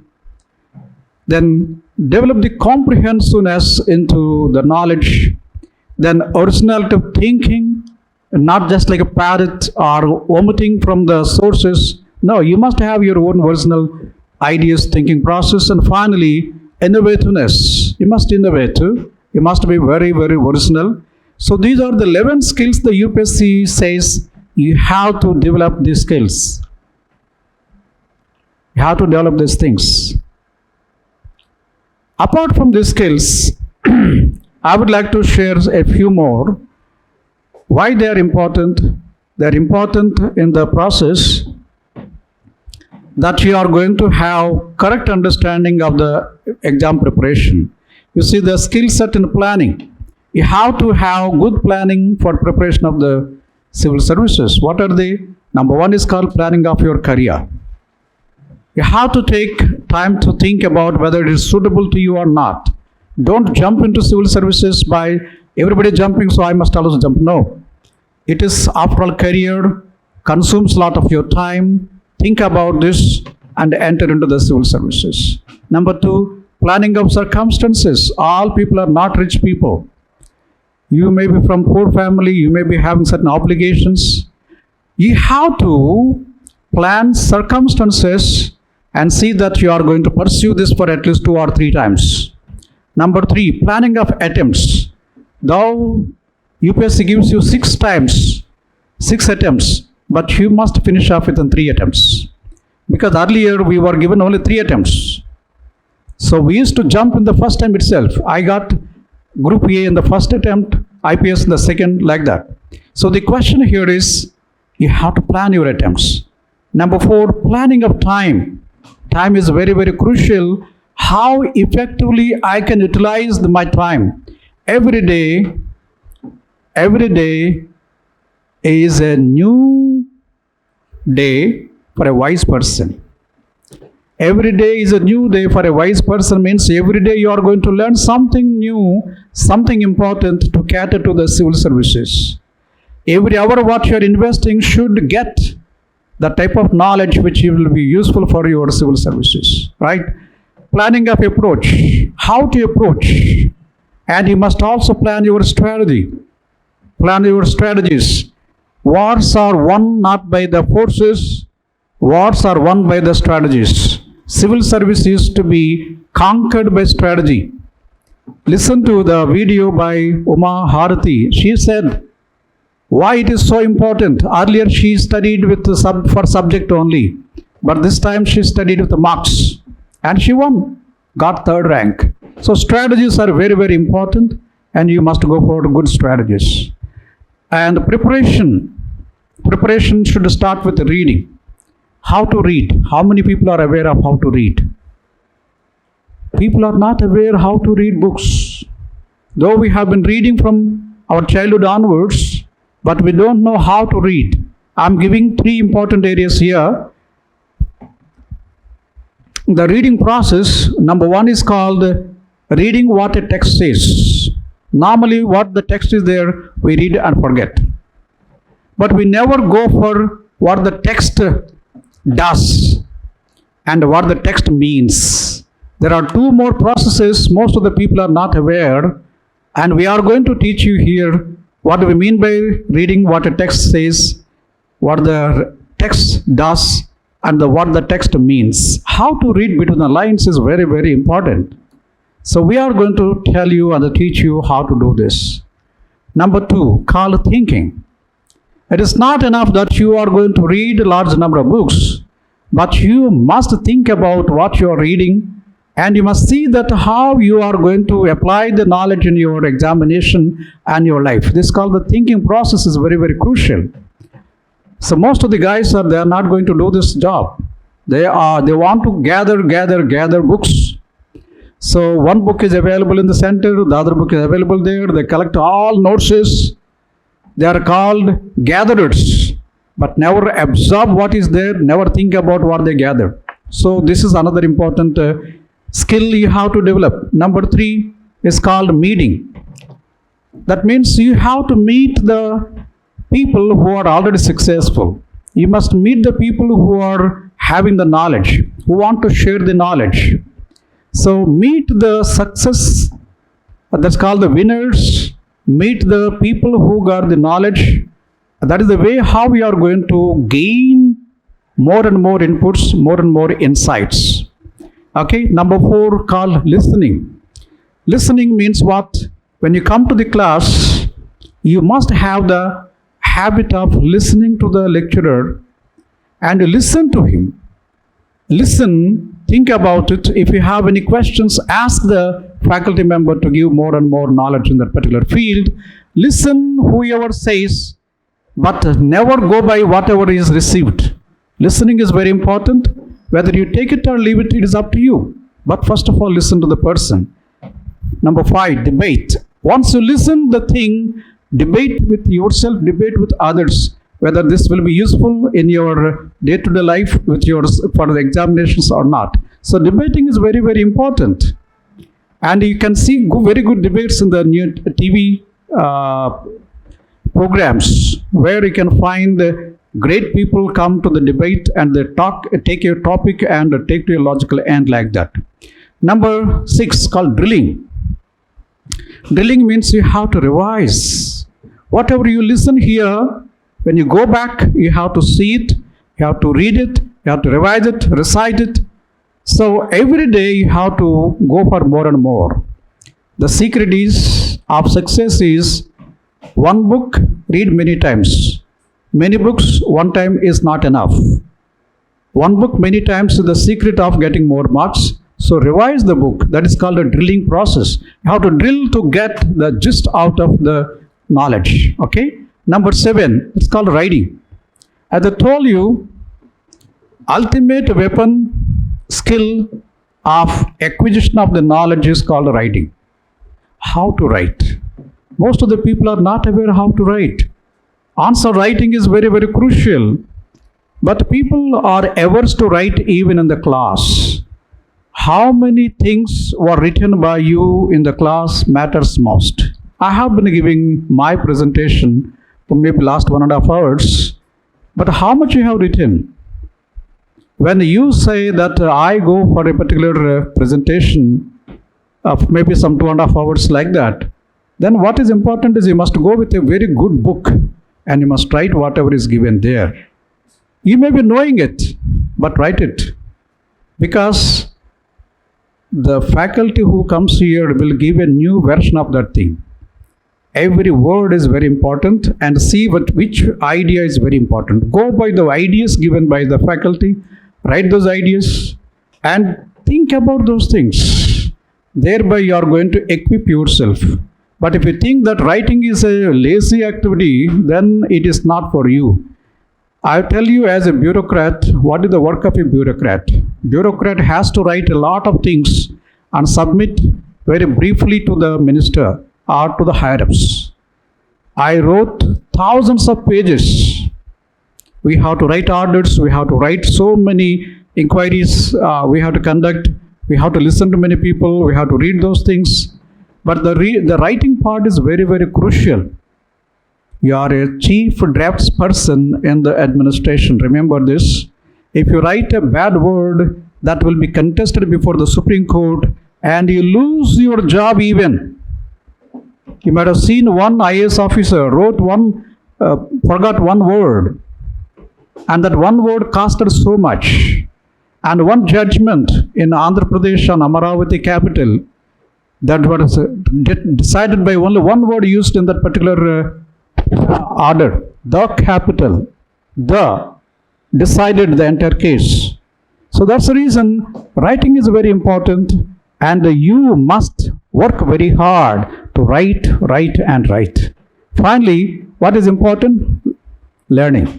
So if you follow the skills, then you get the ultimate of learning process, and you learn a lot of things. That's the right learning also. Okay. So here I brought to your notice 8 important skills which we would like to inculcate among the students. Number 1 is what?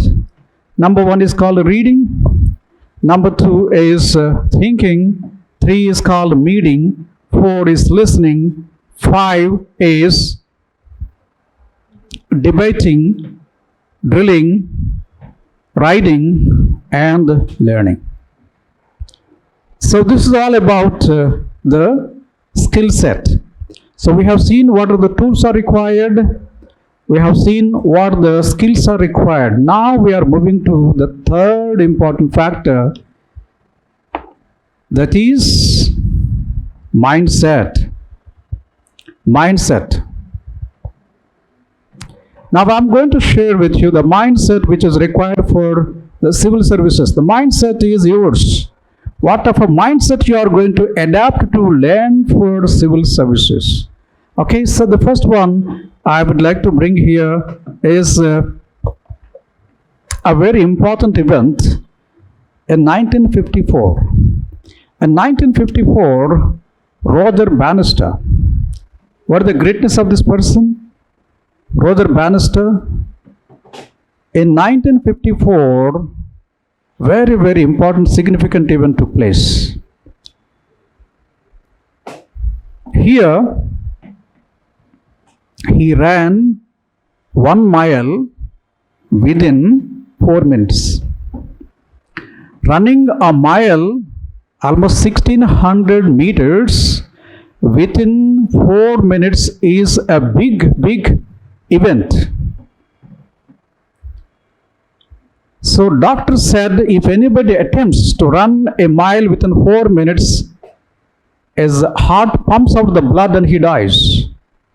But this man ran the mile within 4 minutes and created the record. Within 6 minutes, John Landy, he ran the mile within 4 minutes. Within 1 year, 250 people ran the mile within 4 minutes.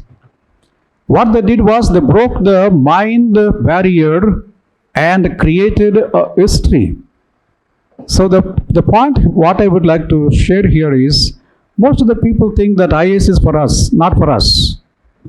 For that, special brain is required, special circumstance required. So that type of thinking may be there, but anybody can dance and anybody can enter into civil services. Okay, so the mindset is very, very important. And what sort of mindset should be developed by each and every participant?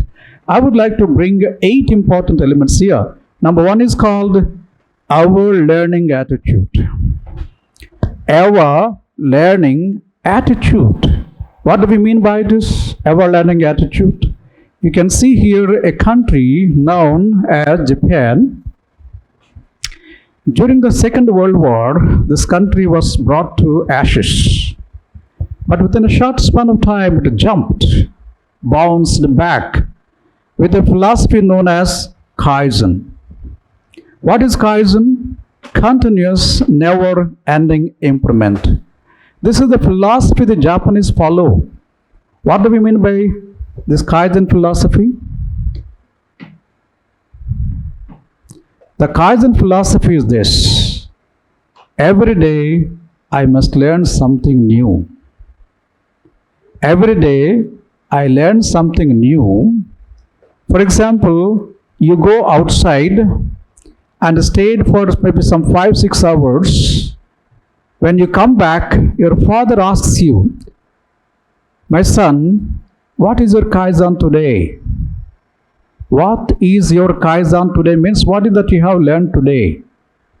You have to say something. This is the philosophy of the Japanese. With this philosophy, Edward Deming brought a big change in the mindset of the Japanese, and the Japan bounced back and became the second largest economy for a long, long period before China emerged as a winner. Now third largest economy in the world is again Japan. So that is what we must understand. They got this mindset called ever learning attitude. Wherever they go, they want to learn something new and keep it in their brain. So this attitude is very important. Okay. Number 2 is called going an extra mile. Going an extra mile. What do we mean by this? Going an extra mile means, suppose the syllabus is given to you, you confine to that. That is not going an extra mile. You may be good, but if you read 10% more than what is prescribed to you, that is going an extra mile. You know, in Ramayana, Hanuman was sent to Lanka in search of Sita. Hanuman went there, saw Sita, not only seeing Sita and bringing the information, but he burned the Lanka and came back. So, Chusaramante, culture check. So, that is what is called going an extra mile. That means every person preparing for the civil services should take care, not only reading the prescribed syllabus, they must also have a broader understanding of the subject. Such people will definitely get more marks than the people who are simply confining to only the syllabus. Okay, so you can become a gem called going an extra mile by understanding this philosophy called how can I go beyond the boundaries of the syllabus. Take a step further.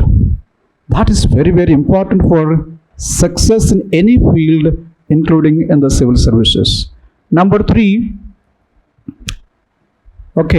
is called burning desire. Burning desire. What do we mean by burning desire? You must have this type of mindset that I must get into the civil services every moment. Every cell and sinew in your body should burn with the desire that I must enter into the civil services. I would like to show you here this burning desire, how it should be there in you. It is just like Socrates. You heard the story, Socrates is highly knowledgeable man. So one young man one day went to him and said, "Sir, I want to get success. Tell me the sutra. How can I get success?" Then Socrates said, "Young man, morning I got the habit of going to the river. Tomorrow morning come to the riverside. I will tell you the secret of success." The young man went there. Both met, and Socrates took this young man to a river, catch the neck of that person, put him in the water. 2.5 minutes he was put under the water and brought him back and said, "Tell me, young man, when I put you in the water, what is that you badly required at the time?" He said, "Here, sir. If you have this success as badly as the air, you will get the success." Means what? Every moment when you are thinking, drinking, eating, sleeping on success of civil services will definitely come to you. That is called the burning desire. But what we find among the students is a mere wish. I wish to become an IAS officer. Wishes are nothing. You need to have the burning desire to get into the civil services. Number 4, focus on strengths. Have you ever made any assessment of yours? What is my strong point? What is my strong points? So you must understand, where am I strong? If anybody asks me, I'm very strong in my handwriting, very strong in analysis, very strong in my vocabulary, very strong in my communication skills, very strong in writing, and strong in creating things, So you must understand where you are very, very strong. Okay, so you need to understand your strengths, your weaknesses, your opportunities, and your threats. This is what the management says. SWOT analysis is very important to get into the civil services. Okay? So where are you strong? Some people are strong in one subject called option subject, like Lakshmi, you got 362 marks. You may be very strong in the ethics paper, like our second ranker now, she got 142 marks from ethics paper. So where are you strong? That's very, very crucial. Okay, number 5, confidence. You see, you may lose anything, but never ever lose confidence. First time you lost, okay, second time you lost, third time, fifth time, sixth time is there. So you try for that, and you must get that type of thing. Yes, I can, I will do, I can do.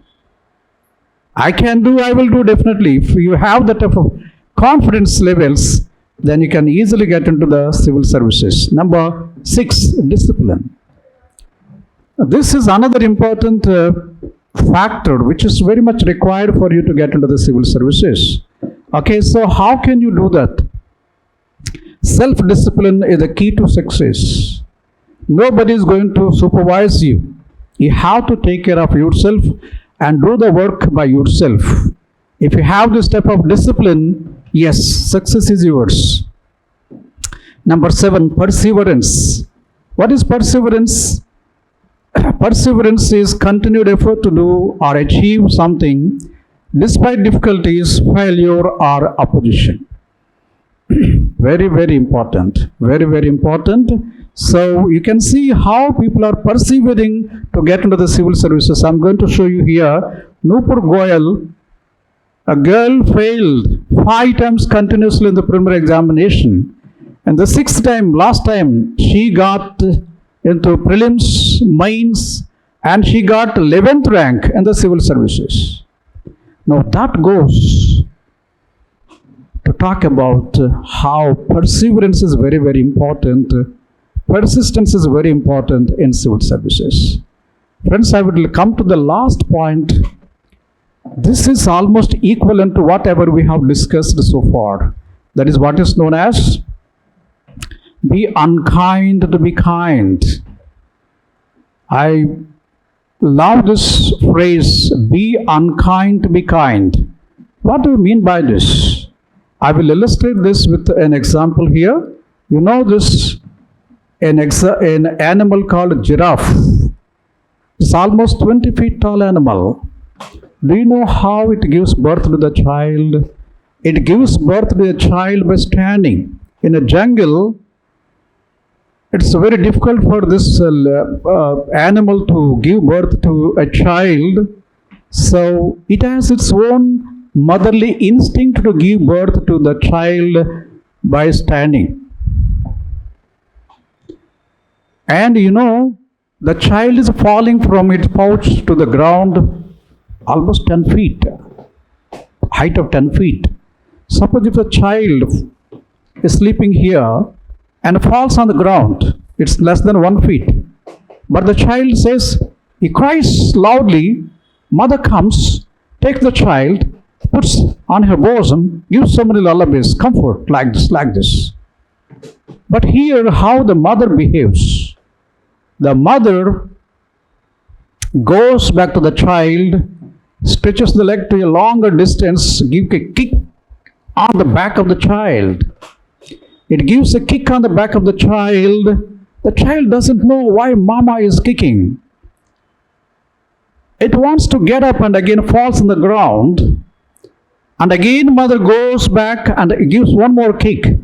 It goes on kicking the child till the child gets on its own feet. Now tell me, is it the act of hate or act of love? It is act of love. Why? In a jungle, if the child stays on the ground for a longer period, the small predators, they come and eat the child. The only way to save the child is to make the child to stand up. So that's the reason the mother cannot do everything. So the mother, what does she do? It goes and kicks the child to see that it stands up. It takes the child to a safer place and fondles the child and gives so much love to the child.